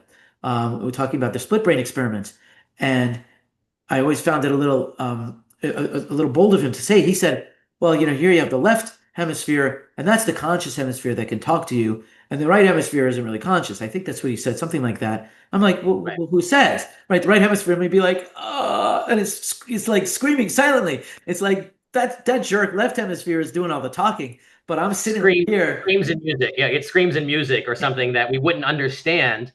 And it's singing a song that maybe has some lyrics that somewhat express how it's trying to feel, and it's trying to tell you something. The reason your mind maybe chose it could use its left hand to do that, right? It could So now we're in this territory of earworms and mind viruses, and I think these are the informational parasites. So I would suggest that we do have multiple things running in us. And what's interesting is our mind not only can instantiate another human mind that's very rich, like we see with the multiple personalities, but your brain is way more than enough complexity to simulate being a dog or a stapler or a gemstone or any other kind of thing you can imagine. And when we think we understand, okay, that's a flashlight and here's how it works, and you turn it on and it has batteries, and it's like you're running some virtual machine in your head. Something about it is linguistic, but there's also these other things, and maybe they kind of live in us like ideas in a Plato's space might be in our mind in a sense, that there's this this comes back to exactly to the earlier conversation, the nature of self and the sustain the soul,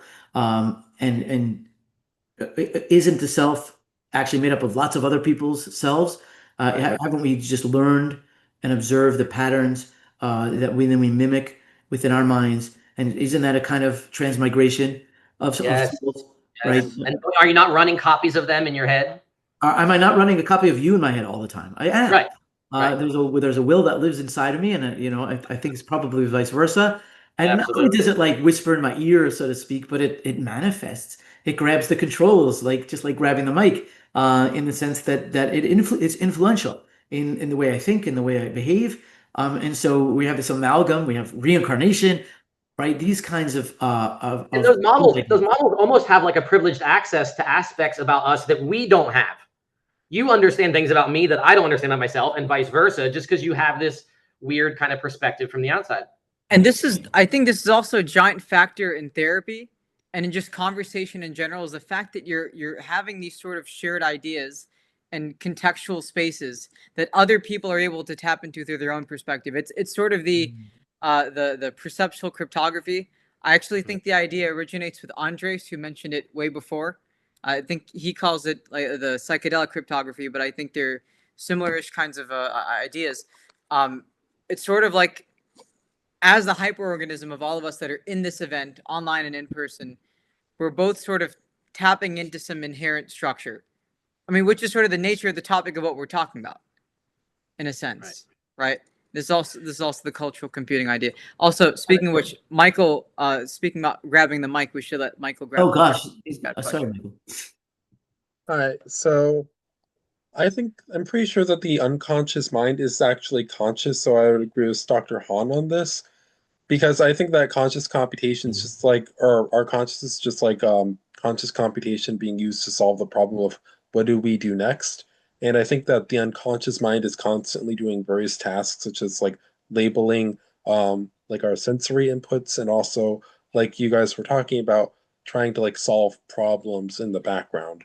And I don't think there's any inherent reason why it can't be like multi-threaded in a sense, to put it, like, and try and like solve various different like separate problems all at once. I think maybe one of the reasons why we are good at like multitasking is because that involves trying to solve more than one problem at once, was our like what we call us, like the conscious computation, that part of our mind.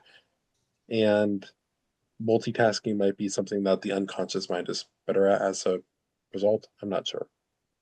Yeah, just want to say that. And the only reason I have that conjecture is to try to, it's a way of trying to resolve what the nature of consciousness is, in the sense that there seems to be this special thing. We don't our breathing and our heart rate and all of these things, we don't consider those to be sort of conscious, even though our brain is in some sense involved in controlling those things. And then we have this thing like the unified self, and one idea that I've sort of been exploring is that unified self is the autoregressive process, just and then there's one of them, and that it makes it special. Typically. But maybe, right, or maybe not even typically. Maybe there's far more than one. And then the question is, well, then what makes that one special? And you could say that there isn't, right? Right now, and it's a weird thought, but I've thought about it many times in my life. Is there some other conscious self living inside of me right now? Well, where is it? I don't see it, right? But that's me. That's the talking me. But it is very hard to avoid this sense that we are just one thing. That we are. There's also the listening you. Are you the thing that's talking, or are you the thing that's listening? And those can kind of feel like different things. And Andrés and I have talked about this actually a little bit. Is there really a unity? Sort of the consciousness, right? Like the seeing thing, even the hearing thing. Like, how is that the same thing? I think, and I agree with Andrés. I give him a hard time about it, but I actually fully agree with him that qualitatively, experientially, it does feel very unified. And so I think maybe there's some glimmer of an account for that in this sort of the global sort of unity of the autoregressive loop, where you're taking all the prompts from everywhere and you're using them to all weigh in on what you should generate next. And so, right. I thought I had an aha moment there, like, and I still think I might, that's sort of what the conscious unity is about. Now there could be that could be happening elsewhere, but then why is it the conscious? And what would it mean to experience two consciousnesses inside one head, or split brains? Are they experiencing that? And maybe they just don't know it, and each one is living on its own. That's very disturbing. It seems sort of like not consistent with our gut core hunch of what's going on. What about ideas like the bicameral mind, that we need to look at sort of a evo-devo evolutionary development kind of time scale for these things? Has it always been one model in ancient world where there are multiple personalities? Did we hear voices and think it was God? Things like that. The different modules and things, and kind of like what Michael was mentioning, it reminds me of Minsky's Society of Mind. And he claimed that there were like 400 of these little agents or modules. But I think he thought them more like, Rodman areas, like, cortical regions in the cortical cortex that were sort of isolated for certain purposes of an evolutionary scale. I think it's probably it's like that, but virtual. That the cortex is instantiating this virtualized layer, maybe multiple, and that these agents are probably linguistic or some other kind of pattern. They seem to be installed. And not necessarily linguistic, right? They could be a pattern of a visual pattern. Right. But not necessarily like a dedicated, set of columns, more like something that was installed with a pattern. It makes me think of things like, is mind control a script, right? Is truth serum a chemical, or is there some kind of script? And when we see people that get scammed on the telephone, and they send gift cards to Apple gift cards to what they think is the IRS. They've been mind controlled with a simple script, right? There's a simple set of tokens that got them to do this crazy behavior, like liquidate their bank account. Wait, that's not real? Send me the gift card. Hold on, I gotta go. One Speaking thing I love of not to real, potentially. Oh, Sorry, Sorry, go what? ahead. speaking of not, you know that split brain stuff? I posted a video in the chat. Like, I'm not an expert in it, like very, very far from it. Oh gosh, But is there skepticism about the whole phenomenon? yeah, there They is really don't have a actually. corpus callosum. The surgery is real, right? Yeah, the surgery is real. And it's been a while since I've read, since I watched the video on it. It's called Split Brain Research, A Cautionary Tale of Sloppy Science. So I'm not qualified to I'll have to really check it out. properly evaluate it, like any of it, because I'm a But it'd be interesting to look. It'd be interesting to look at kind of that evolutionary process of cognition or consciousness and these different modes that it could undertake. I'd love to pick Andreas's brain about the ideas of things like psychofauna that people often claim to encounter in altered states. Like the creatures of our dreams. Are they real? Right? Are they as real as ourselves? I was gonna call Andrés. I was like, he's got to. Thumbs up. I like to joke that we're just figments of our own imagination, right? Yourself and all that other thing. That's just some virtualization linguistic memory layer anyway. So who's to say there's not others? I really wonder, but before you jump in, I think when people meet, on trips, when people meet beings, right? Well, to say they're not real, I mean, what does the question even mean, right? At the very least, they're real in the sense that something else is using your neural machinery to instantiate itself, and it's got a mind. It's talking to you. Like you can't, and like you said, dreams. Like there's somebody else talking to you in your dream. In your dream characters. When I dream and I have a character that's talking to me, it doesn't feel like I'm generating that dialogue. It feels like I'm hearing the dialogue. You clearly are, and they can surprise you, right? So who the hell is that, right? So again, that conflicts very much with sort of my conjecture, which I'm probably going to abandon by the end of this conversation. There are these other processes that probably have full-fledged minds that are wandering around inside our brains, even as we're sitting here talking. Yeah, no, I mean, I guess just a quick comment on that is that my latest Qualia computing post touches on this, and it's a little bit what I presented with Michael Levin and Elan last time, which was like how do you get like intras? Oh, the Toronto one. Yeah, exactly. Right. Like, how you get this experience of everything reflects everything else. Yes. It's very common on DMT. But also the feeling of autonomous entities that hey, there's a lot of intelligent entities all commenting on your experience, and they seem to have different agendas, different purposes, different tastes, different reward functions. And at least in that presentation, and what I kind of stand behind is I think the most likely scenario, it is indeed that, okay, there's the unified moment of experience somehow is being put together, and that is being naturally, by default, always kind of split and beamed to different modules. And then each of those modules analyzes the whole experience and can kind of spit it back into the original screen after some modification. The default idea here is that usually most of these modules don't have writing privileges, right? They may have kind of they have to kind of really bid to have writing privilege. They have to show the relevance. They have to say yes, what I have to say right now actually matters and is going to help predictions. I think on DMT you have kind of this drastic kind of lowering of the barrier of entry for the modules to comment on the system, and because each of the modules have actually kind of seeing privileges, which is universal. They can see the whole experience, they can comment on the experience in whatever way they want, which is why these experiences end up being so interconnected, because the commentary of each of these sub-modules kind of take into account the entire scene at once, which is why it becomes very recursive, very self-referential very quickly. But yeah, there's this sense of those modules are always there. They're just silent. Right. So what are they there for if they're usually silent? What are they doing? Well, I think they're constantly there, and if they can convince the system that they're relevant in the moment, they gain writing privileges. It's just that they have to kind of work for it, and maybe only 1 in every 100 cases a particular module matters. So we just have so many specialized ones. Some of them maybe are like for like how to paint surfaces. Other are like for how to deal with like a shadow, like subtle shadow issues, like these corner cases of perception that require these like specialized modules to handle them.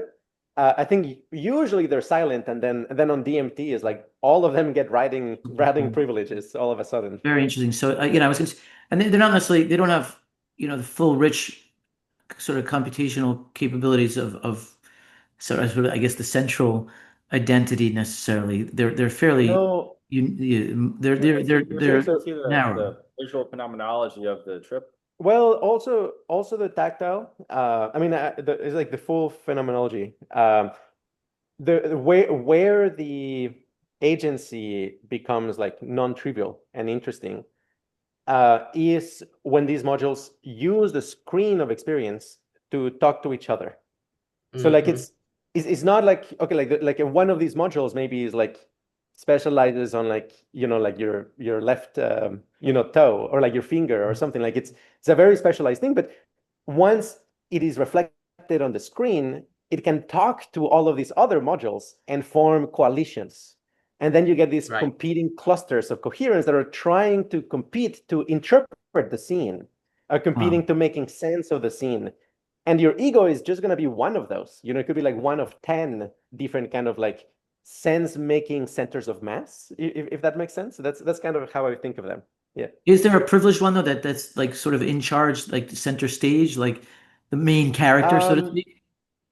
It depends on the dose, but at high doses, typically the central one breaks down, and you have kind of like a family of like, hey, there's like 10 competing agencies, and there's none of them has like a stronger, like it's just kind of like it's like a complex game that emerges, and then which one wins depends on the specifics of the positioning of how they're all connected to each other in the moment. So it's but up to a point. I mean, in low doses, you may have like the central ego, and then a few of these what we call kind of a qualia critters. They're like tiny beings. But that central one, yeah.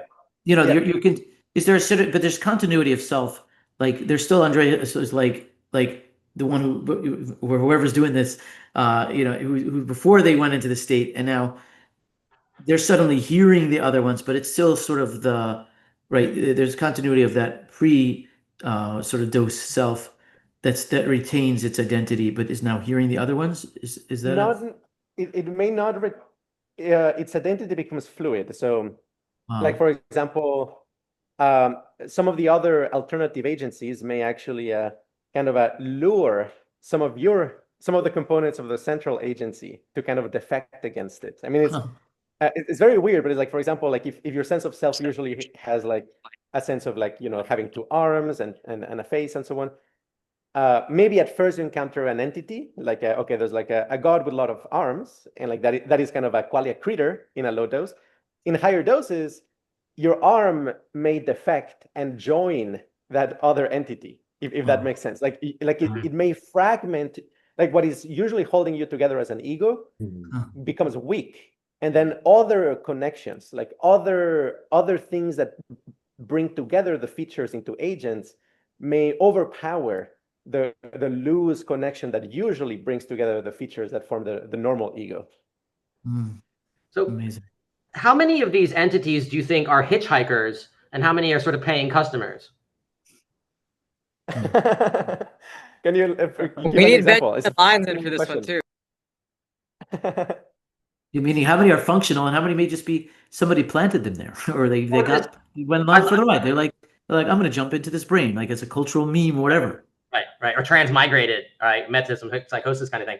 But also this term I found in another area, spontaneities. They just happen to be there, and if they suddenly emerge in a statistical chance, and then there's evolutionary pressure in a Darwinian sense for these. Right, they have to earn their keep.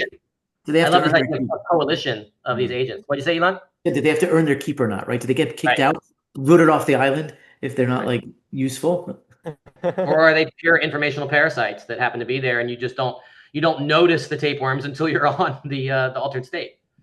Yeah, I mean the thing that they pay definitely is some kind of like auto-regressive currency. I mean, like whatever survives in the ecosystem of a DMT experience is good at predicting its immediate environment. So like it's good at like being able to like overcome the entropy of the experience.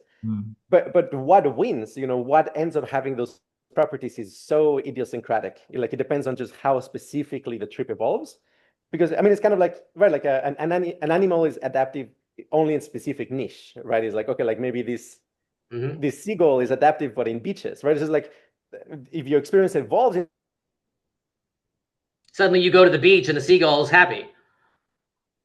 Oh, I think we lost him. Oh, it froze. Oh shoot.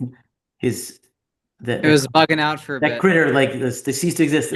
Yeah. Oh no, they're back. They're back. They're back. Oh, Wait. okay. Sorry. Yeah. Okay. Yes. Sorry.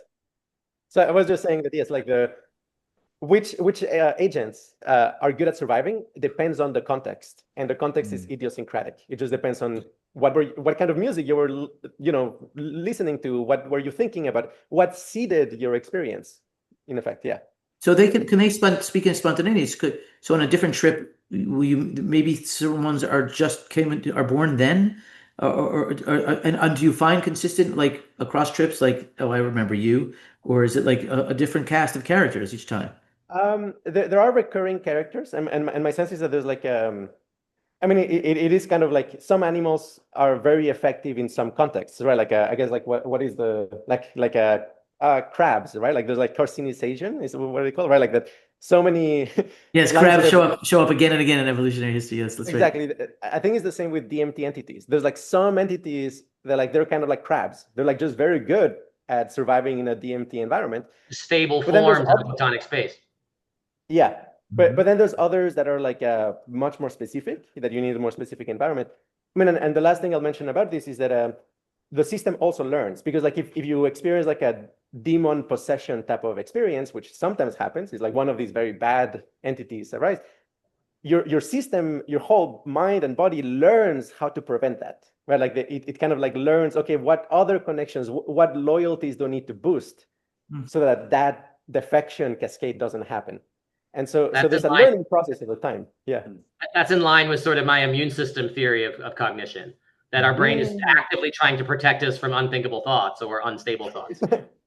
Yeah, that tracks.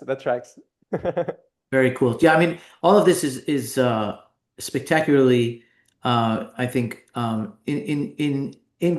inconsistent with my sort of core claim of there being a sort of a central unified, only one unified kind of really sophisticated autoregressive process.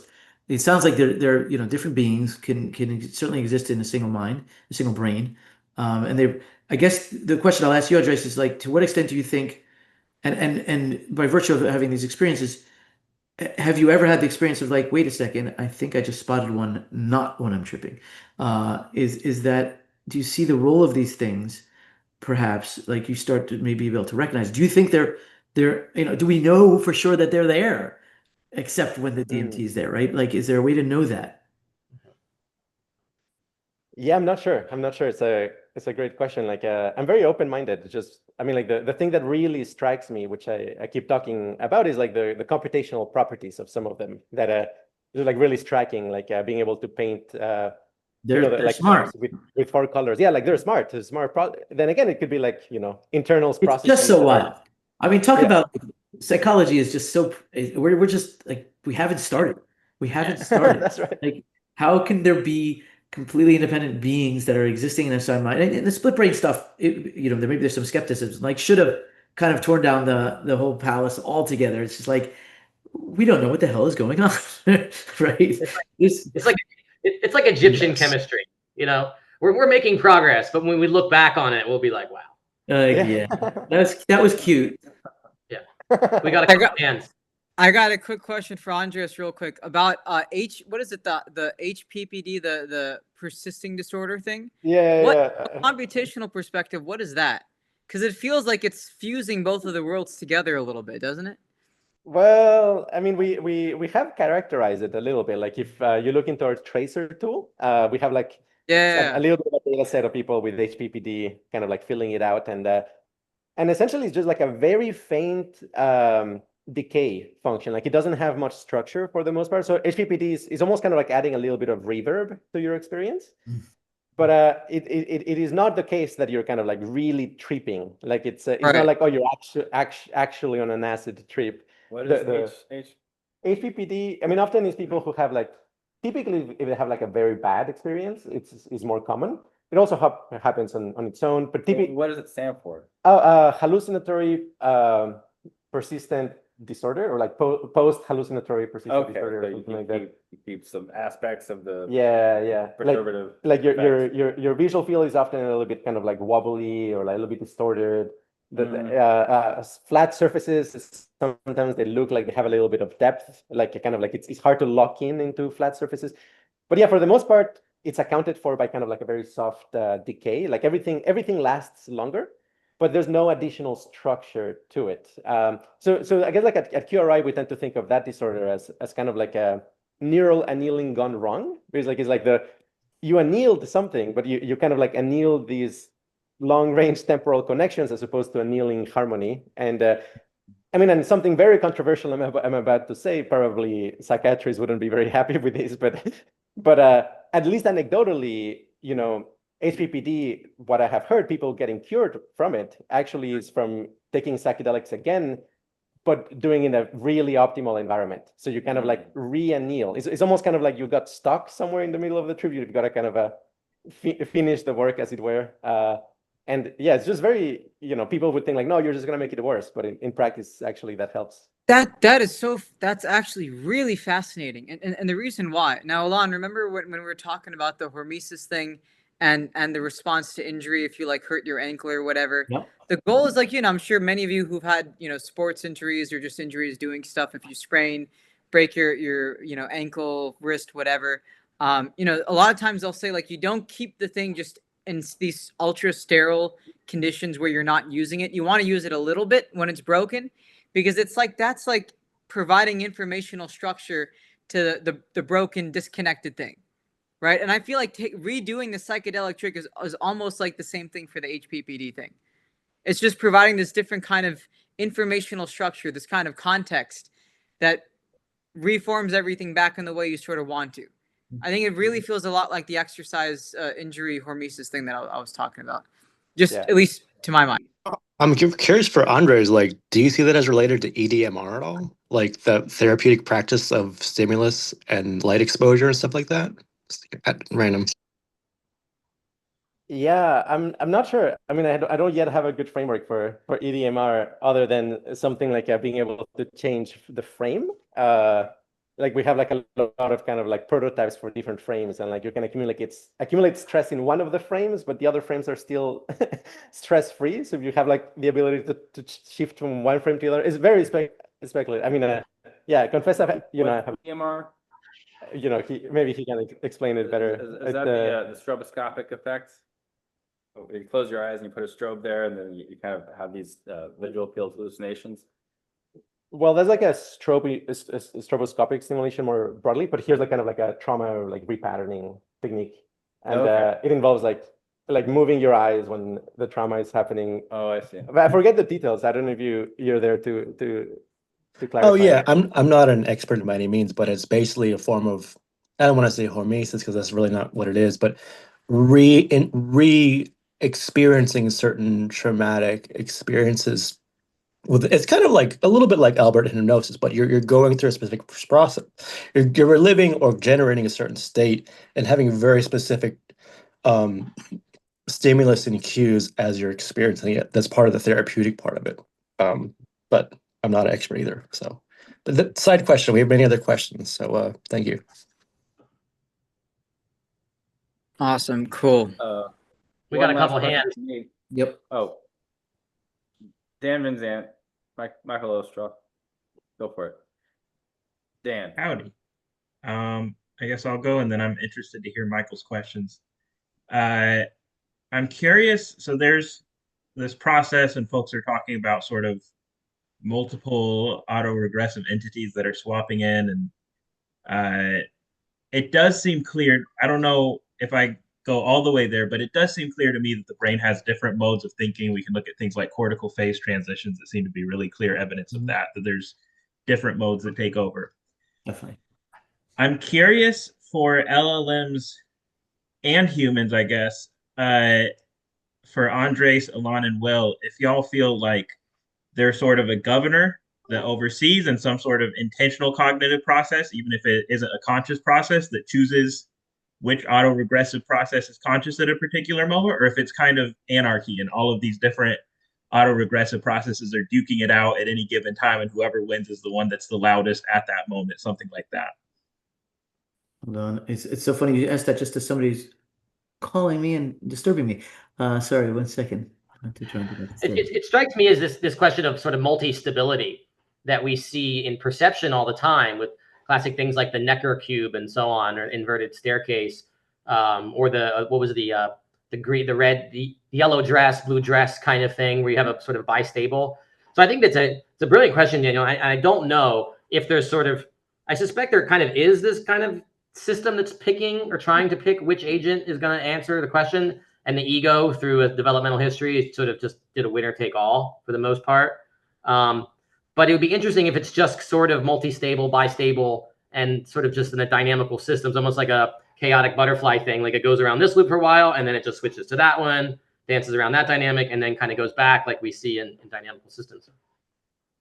Yeah, the way I see it is, coming back to my sort of unified single autoregressive process is that what you've got is, similar to the sort of the self-attention, you've got a whole bunch of converging sources of information. Maybe some of them are even independent autoregressive processes, maybe.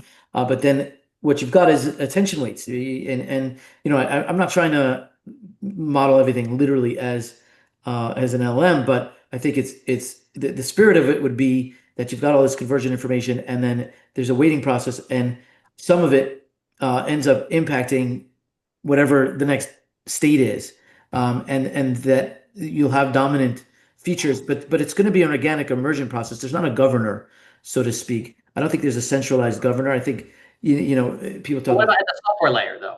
What about not at the hardware, not at the hardware kind of governor, but like a software governor. Oh, but even at the software layer. So if you think about like self-attention, there's kind of an emergent process of weighting that follows from sort of the internal statistics of whatever the trajectory is calling for right now, and that's really just emergent. There isn't really sort of a centralized process that's considering this and having there's just weighted votes from the various different, in the LLM case, just from the various different tokens, and they're all just getting sort of their share of the representation, and then that determines the next state.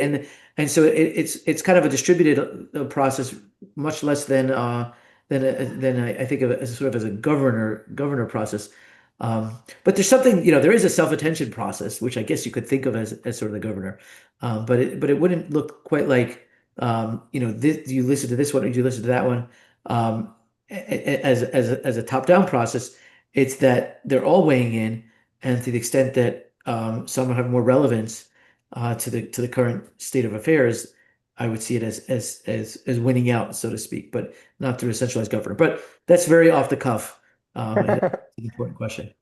I'll just share my intuition that I suspect it switches, and it depends on the task. That like the algorithm of transformer is actually able to model like very hierarchical as well as like very kind of like bottom-up self-organizing principles. And in fact, I think like my hypothesis is like actually a person's kind of like politics and intuitions is a reflection of their subagentic architecture. Like if somebody is like very authoritarian in the outside, is like, yeah, probably they have internalized some kind of authoritarian agent inside them.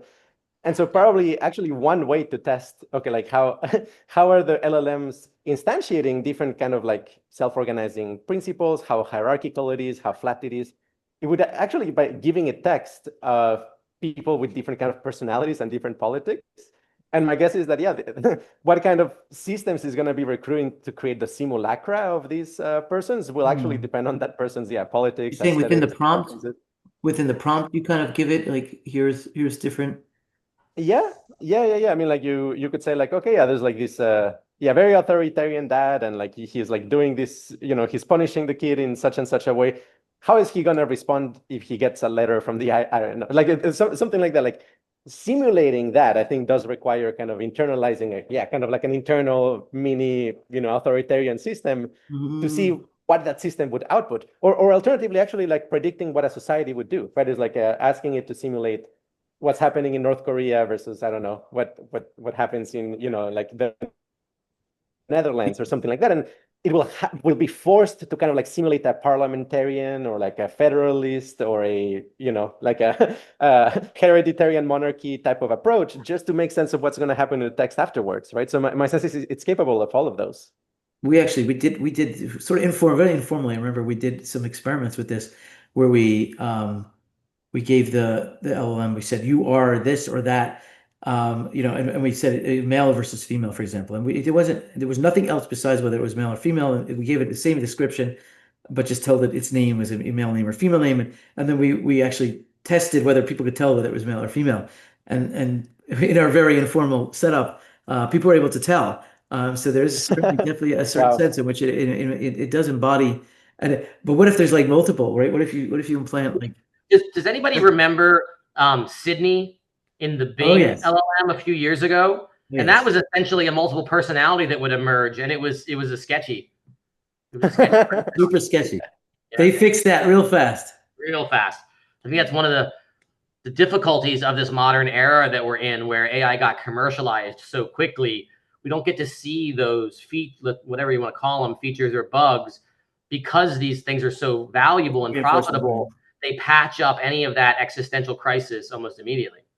Right, but like you said earlier, like it's all in there. It's all in there. The potential for that. All expressed in there. Like, I kind of want to push back a little bit on you say that there's so much in the language. There's so much thinking going on in the language, or I kind of want to make a distinction in my mind between thought and information and language, in the sense that, okay, you have a piece of information, and then you have like the sort of qualia of thinking about it to understand it in your mind. And then there's this other process of communicating that using natural language, using a language that has enough syntax in it so that it can you can use words and arrange them in structures to encapsulate the information that you're conveying. So it's like, all right, so Legos have enough interstitial relationship pattern making ability that they can make a lot of shapes. And so you use building Legos to express shapes to each other, let's say. But they're thinking about the shape first, they're making the Legos next, and then you're passing that on to the other person. And so they get this Lego piece, the sentence with syntax, and they understand information from it. So I think it's just a compilation of information into linguistic format, and that's how we communicate information to each other, so that we can think each other's thought. Well, so I the pushback I would give you is, but the LLMs are just Lego, and the Lego is self-assembling, and so there isn't another process that's sort of the thought process that then is just using the Legos. We see that the Legos can self-assemble. And so that's, my case would be, well, even in us, the linguistic system is self-assembling. It's doing so in partnership with other cognitive structures. But I think we have sort of pretty definitive evidence that the language can do its own speaking. Without it's not just articulating something that's external to itself. That the language contains the recipe and the capability to self-generate and to speak about just about everything, including vision, including the other stuff that that we tend to think language is expressing. It seems like language contains the knowledge about those other things, at least linguistically. And so it's to me that the LLMs really are pretty incontrovertible evidence that it's not, that you can modularize language and it can hold its own, independently. I'm thinking it just occurred to me like maybe a crisp a crisp kind of like a perspective on like, yeah, like whether the systems are hierarchical or like, yeah, more flat or not. Yeah, maybe just to chime in. Because like, okay, so like if you give an LLM a text, right, like it's describing the behavior of somebody, and then you ask it, is this person angry, right? Like, that task, it's actually really sophisticated, right? Because like, okay, in the simple case, if the person literally says, hey, I am angry, you ask the neural network, okay, how did you know the person was angry? Well, because they stated it explicitly. Okay, like that is kind of like one of these like classifiers, almost kind of a decision tree. But oftentimes you figure out that somebody's angry just based on the vibe, right? It's like these like subtle, mild theory of mind, right? It's just like you just accumulate evidence long enough. It's like, okay, I'm pretty subtle stuff. You can't right? really explain it. And LLMs are great at like any of those classification tasks, right? Like it doesn't matter if you need a regression, if you need a random forest, it's going to figure out the algorithm to do it essentially. Mm-hmm. Yeah. Yep. And yet, right, I think most of us have the intuition that like it doesn't know what being angry feels like. And yet, right? So it turns out maybe you don't need to simulate that. I mean, to your point, as maybe you've seen some of the research that we're doing is like on visualizing emotions and visualizing tactile sensations. I was like pretty shocked, in a good way actually. Not necessarily for my theory of consciousness, but yes, it's definitely shocking. Like, wow, how capable they are. They're like showing simulations of the body to the LLM, to like let's say like GPT 4.5 back then. And asking it just based on the vibrations in the body, what mood do you think this person is in? And I found actually it was like very accurate. Like we have like some standard data set where we have like these for example, very slow waves in the body that are associated with relaxation. And it's like, well, if you show that to the LLM, the multimodal, I guess, like system, by looking at those waves, it can say like, yeah, that person is in a state of relaxation. And there's like, there's just like no linguistic, I never gave it the code. I never gave it information about how to interpret it, but it's capable of making sense of it in the same way a human would. So it's, cool. Pretty shocking.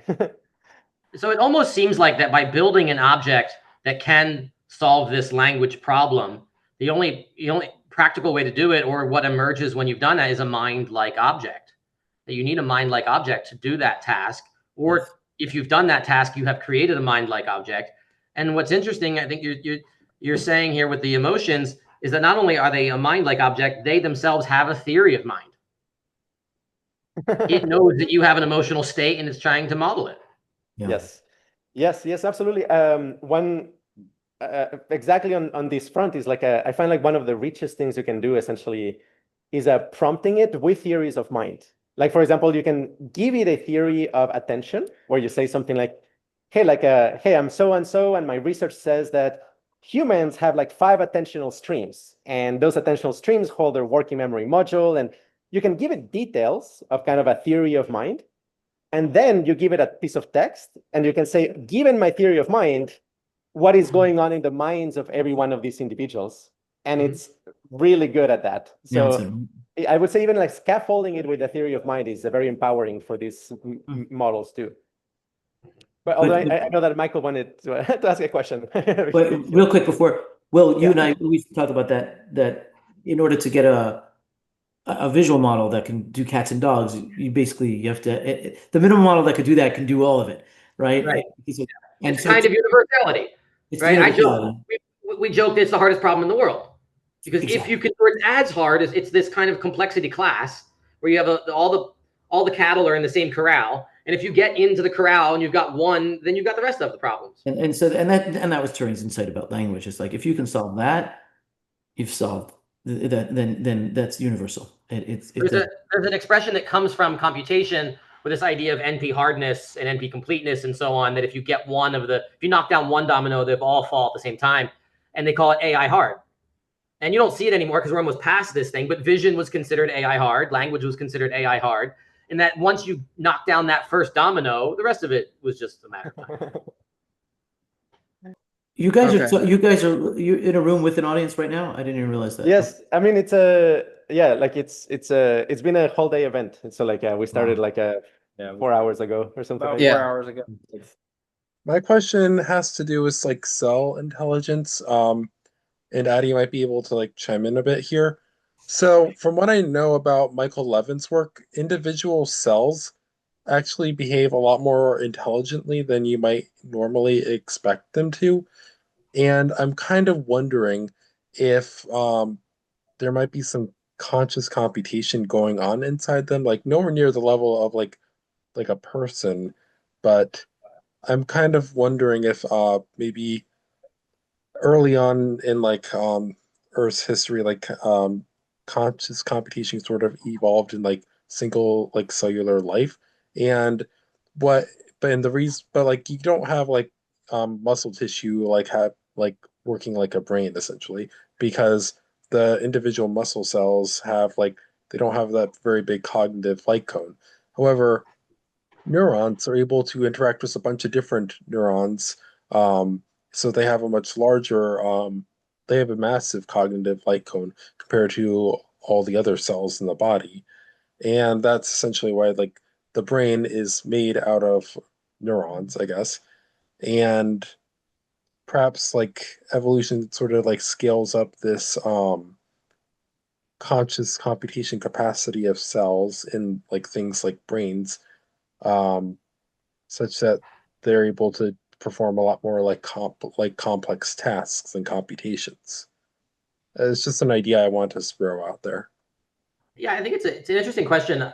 I think maybe where you could start with that is, does the cell have a model of itself? Does it have some kind of state vector that it's trying to maintain and reference, the kind of like the way a Roomba would know about its, battery or whatever? I think that would be an interesting question that, folks like Michael could probably try to model, to measure, in the lab. Because, in a single cell, there's like 5 million molecules. So certainly it doesn't know everything that's happening, but does it have some kind of coarse grain, holographic version of what it's doing? I would argue it kind of has to, in some sense, for it to be able to do all the complex functions and the gene regulation networks in some sense. So at least the current state, it'd be interesting. I guess one way to think about your question is, are cells analog or digital in the sense that they have sort of memory, right? And as analog computer doesn't really have memory in a classical sense. It's just a dynamic that's unfolding as it runs in physics. And digital computers are almost classified by the fact that they have these sort of memory stored that they go and access after. So I think it's an interesting idea to see, is the cell modeling itself, and if so, how, and modeling its neighbors. I imagine they'd probably be like some combination of both to some extent, at the very least. And maybe the hard distinction between yourself and your neighbors is not super important at the cellular level. So it just sort of models the environment in a larger sense. What happens if you put a cell on DMTs? What do I want to know? Yeah. We do have actually a hypothesis. This is more specifically in line with if you take like the actual what was that? Yeah, if you take the actual a protein composition inside neurons to have something to do with qualia, then we do have some hypotheses about what happens with DMT. In particular, I suspect it may actually make for example, microtubules more crystalline. Because you get kind of these very clean resonances with clean symmetries. But yeah, I think actually the approach that Will is pointing out is hey, can we find a self model in a cell is super promising. And I honestly would suspect that chances are yes, we will probably be able to find a region of a cell that is actually modeling itself and its immediate environment. It might look like a mini tiny world simulation. I would not be surprised if we actually find that in this day and age. I would be I've surprised. been wondering if I don't think cells have metacognition. I don't think that they're thinking about themselves. I think that at best they might be trying to predict what their neighbors are doing and aligning with that. I'm with Dugan on this, but I think metacognition takes at least having a theory of mind of other entities and then turning that theory of mind to analyze your own. Well, let me put it this way: the way that William was putting it is can we find a state vector, right? Here's one state vector I suspect it is somewhere in the cell, and that is its harmonic structure. Let me elaborate. So you guys missed, I guess, the presentation I gave, but I was showing just how if you take a regular graph and you take the eigenmodes, to take the resonant modes of it, you have many eigenmodes that look the same. Whenever you have symmetries in a graph, you have a square graph, it has eigenmodes that are the same because like it can vibrate this way or this way, right? Like it's whenever you have symmetries, you have the same vibrations. I think a cell probably considers its health quite correlated with whether the harmonics are the same or different. Because if you have kind of actually spherical symmetry, you want to preserve that spherical symmetry. That symmetry is like a sign of health, right? So my guess is that there's something in the cell that's probably measuring what are its eigenmodes. And when the eigenmodes are different, that's a signal of illness. It may not know what is wrong, but it says like, hey, there's something wrong. It's kind of like a checksum, right? Like I think like a harmonic checksum is probably happening. Right, and if you could drive its behavior to somehow correct it, you could call that a bit of a self-model. That's cool. Yeah. It's a very abstract self-model, but it's you know, maybe so is ours probably. So is ours probably. Cool. All right. Like the Roomba joke. The Roomba knows its battery level, but it doesn't know it's a Roomba. Exactly. Right. Yeah. Awesome. All right. If there are no other questions Do you have or any comments, questions? I think we can you're wrap up. A And couple announcements. Did you want to first. add? Oh, sorry. Oh, you want to? Okay, go ahead. I want to ask you if you wanted to add anything about like the Michael Levin cell intelligence stuff. Me? Yeah, you. Maybe not now for time purposes. I mean, I bring him on. I could, bring him on. Let him talk for himself. Come on. I could go. Yeah, we have to. He wants to be part of the computational philosophy discussion, then he's just gonna have to. Paging Dr. Levin. Michael Levin's got to come. He's got to come for the next one. All right. We will probably we'll get him for something. We'll figure that one out. But okay. Let's wrap up. So the first thing I want to do, of course, is thank everybody that made this thing even possible. So Dugan was our host today in person, basically ran this whole thing through the computer. Morgan and Zan from Frontier Tower, incredibly thankful for their help. Pedro from Pulse came in clutch last minute to help save the AV and get everything running. Incredible stuff. As always, he also did a great job at the Augmentation Summit. Matter of fact, a whole chunk of these people here were at the Augmentation Lab Summit. Andrés was a speaker for the things that we recorded. Dugan was presenting. Michael was presenting or exhibiting. So was Jess. I was there running around like a maniac. I think William Wang was also here. He was also exhibiting, and he was there at Augmentation Summit. Incredible community. Lots of overlap I'm seeing. There's lots of overlap, way more than I originally thought. Especially finding out there's old students of Will and Hans that pop up every now and then in places I never expect. Hey, Rodrigo, he's still there. Yeah, and there was also somebody else. Yeah, you can hear us. But anyway, so incredible stuff.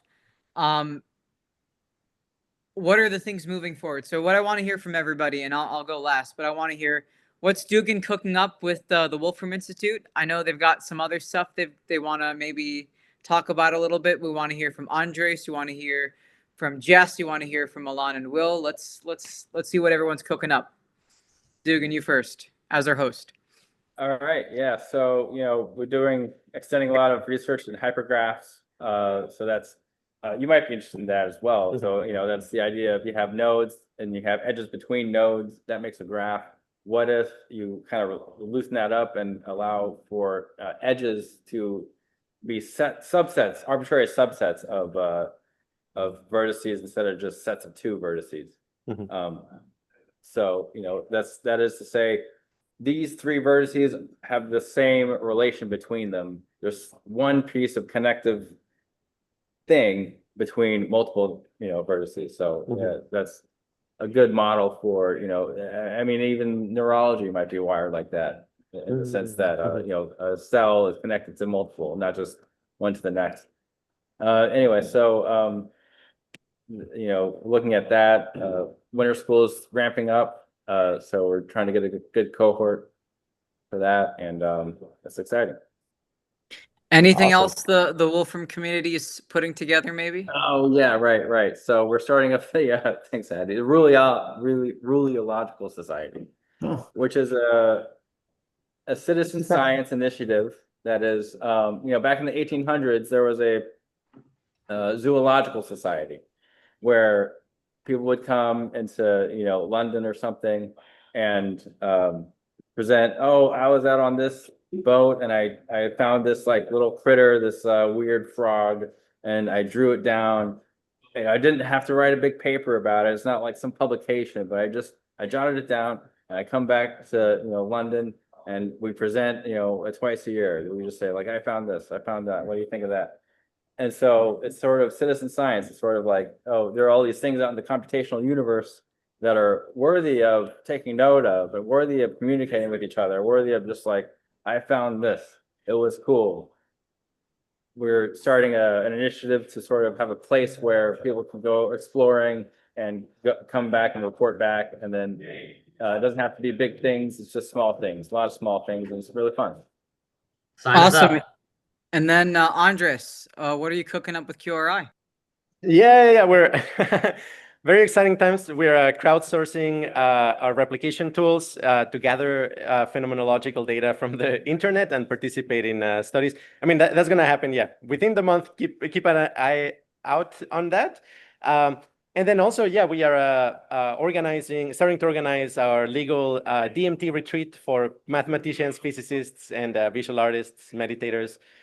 Which is going to be an emphasis on nonlinear optics. So especially if you have like physics background with nonlinear optics, you have worked with nonlinear optical circuits, and you're into psychedelics, definitely hit me up. That you will be the target audience for this. But in general, anybody who's into consciousness and mathematics and physics and computation, yeah, we're open to that whole crowd. So yeah. Cool. I might be interested in applying. That's very cool. Fantastic. Thank you, everybody. Very nice. Awesome. Great job, Andres and Dugan. Everybody give it up for Dugan and Andres. And then we want to hear from Jess, and then lastly, Alon and Will. Jess, what are you cooking up? Just two quick things. I'm pulling together a sort of a futures studies center, looking at some trajectories of different evolution of different fields, and also some related takes on like training and professional development for people doing newer kinds of research. So I'm really interested in things like Dan's work on new kinds of research organizations, things like that, kind of all relevant to that. And then secondly, a slight plug to, in the spirit of the AugLab Summit and in the spirit of Princeton Envision and some other great events, I'm starting to plan a similar event, maybe like around this time next year. So if you really like what happened at the AugLab with some of its philosophical content and also the technological development, reach out to me because I'm trying to get some cool things to look forward to in the upcoming rocky year ahead. So that's thanks for that, and great stuff today, everybody. It was really fun. Good stuff. And then lastly, Alon and Will, what are you guys cooking Will up? can speak for me, and I. Exactly. Let's explain what the other one's doing, right? Go ahead. Exactly. So I think, well, both of us are first of all very excited about all of this, and we would love to participate. As we've been actually fantasizing about this for a long time, about this grand convergence and bringing in like-minded and non-like-minded thinkers who want to take on these big questions. We each have obviously both of us have our own kind of research directions. As you know, it's like, how do you know a Harvard man? Like he'll tell you. I'll tell you about autoregression if you meet me for a few minutes, and I'm wrestling this white whale, trying to land it, and building out first of all a big sort of survey paper trying to make the case as to why you should believe me that this is sort of a good unified theory. But I have a bunch of computational buns in the oven that would really benefit from anybody who might have the skill sets and is interested in participating in this. So very actively looking for either official PhD students or just collaborators. That doesn't necessarily need to be a formal relationship, who are interested in computational modeling so if you've got experience or funding, definitely would be helpful. I could really use a couple of in-house H100s. Be really nice if I could land those. So yes, that's really what I spend most of my time doing. But very much I also spend time thinking about and working on these kind of broader concepts and spending time with Addie, frankly, talking about how we spread this movement. And I think it is a bit of a movement. Citizen science, it fits into that. It's thinking a little bit outside of the regular lines of academia and about big problems. So that's what gets me up in the morning, and I'd love if people have just thoughts or perhaps they want to collaborate and contribute. Awesome. And real quick from Will. Yeah, I definitely agree with all that. There's also a lot of things I'm working on in the broadest sense, thinking about this second renaissance. As Elon mentioned, this massive convergence and synthesis. I think we're in an exciting time where we can use these tools and establish crosstalk between fields that, to first approximation, sort of never spoke to each other before. And there's hundreds of them. You know, take any two subjects and sort of choose two and try to build bridges between those.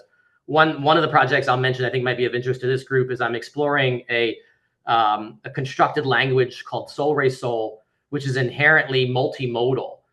So there's lots of different sensory ways you can experience this language. And my question is, can we induce or can we apprentice synesthesia? I think this is a very powerful mental phenomenon, and I would love to be able to induce that in myself. I've had some early preliminary success that's exciting of just learning the alphabet, so to speak, of this language will change how you think in an interesting way. And my goal is to try to sort of spread that to bring new awareness to how our mind might work. Awesome. And then a little quick blurb from Michael, what he's working on, what he's cooking up. Okay, so I've recently was able to figure out the lax connection, or I recently figured out an equation that the lax connection for general relativity, if you were to try to reformulate as an integrable system, like an equation it would have to abide by in order for it to be the proper lax connection for vacuum GR. And if I'm able to find a solution to this, then, and I'm able to reverse engineer the metric tensor out of it, then I'll essentially be able to use it to generate basically like infinite like vacuum solutions for general relativity, including ones with gravitational solitons. So that should be very interesting. And people can find your work online on your Substack, right? Yeah, although I don't really have much on the integrable system stuff there currently. Yeah. Yeah, check out my Substack. Yes. That's where my stuff lives right now. As well. We'll post it in the comments. We'll link everything. And then real quick, my main announcement will be the big longevity and computational philosophy hackathon that we're doing at the Media Lab, October 17th to 19th. We're going to have these two folks right here, Alon and Will. Andrés came up with this interesting idea about the phenomenology of longevity. That opens up a lot of different things in my head about what to think about. And then we'll also have somebody from Michael Levin's crew who's going to be talking about some bioelectricity, collective intelligence stuff. Hopefully we'll get Dugan and Mr. Stephen Wolfram himself to pitch some cool stuff for that. But that's basically exactly a month away. So I encourage everyone who is either in the Northeast or is willing to travel to the Northeast for a kick-ass weekend, sign up ASAP, because it is an application process and we don't have the space to take everyone. So the sooner you apply, probably the better it is. And the only other thing is we're looking for more speakers. We're looking for judges. And as always, sponsors are nice. Sponsors are always really nice if you know anybody that's interested in this. And outside of that, that's it. I'm incredibly thankful to all of you for making this entire thing possible, especially on such short notice and such sort of this very impromptu thing that keeps happening, even though I say it won't. But seriously, thank you. Thank you, Andrés. Thank you, Dugan, Morgan, and Zan, if you're still there. I think Pedro left, but thank you to Pedro, Will, Alon, Michael, Jess, everyone. Thank you, man. Every single one. Thank you, Eddie. Thanks to you. Thank you, Great Eddie. Great stuff. Thanks, Ekkolapto. It's been a pleasure. Good stuff, guys. Moving parts. Have fun. All right. Thank you, you. everybody. I'll talk to you in a Look bit. forward to talking soon.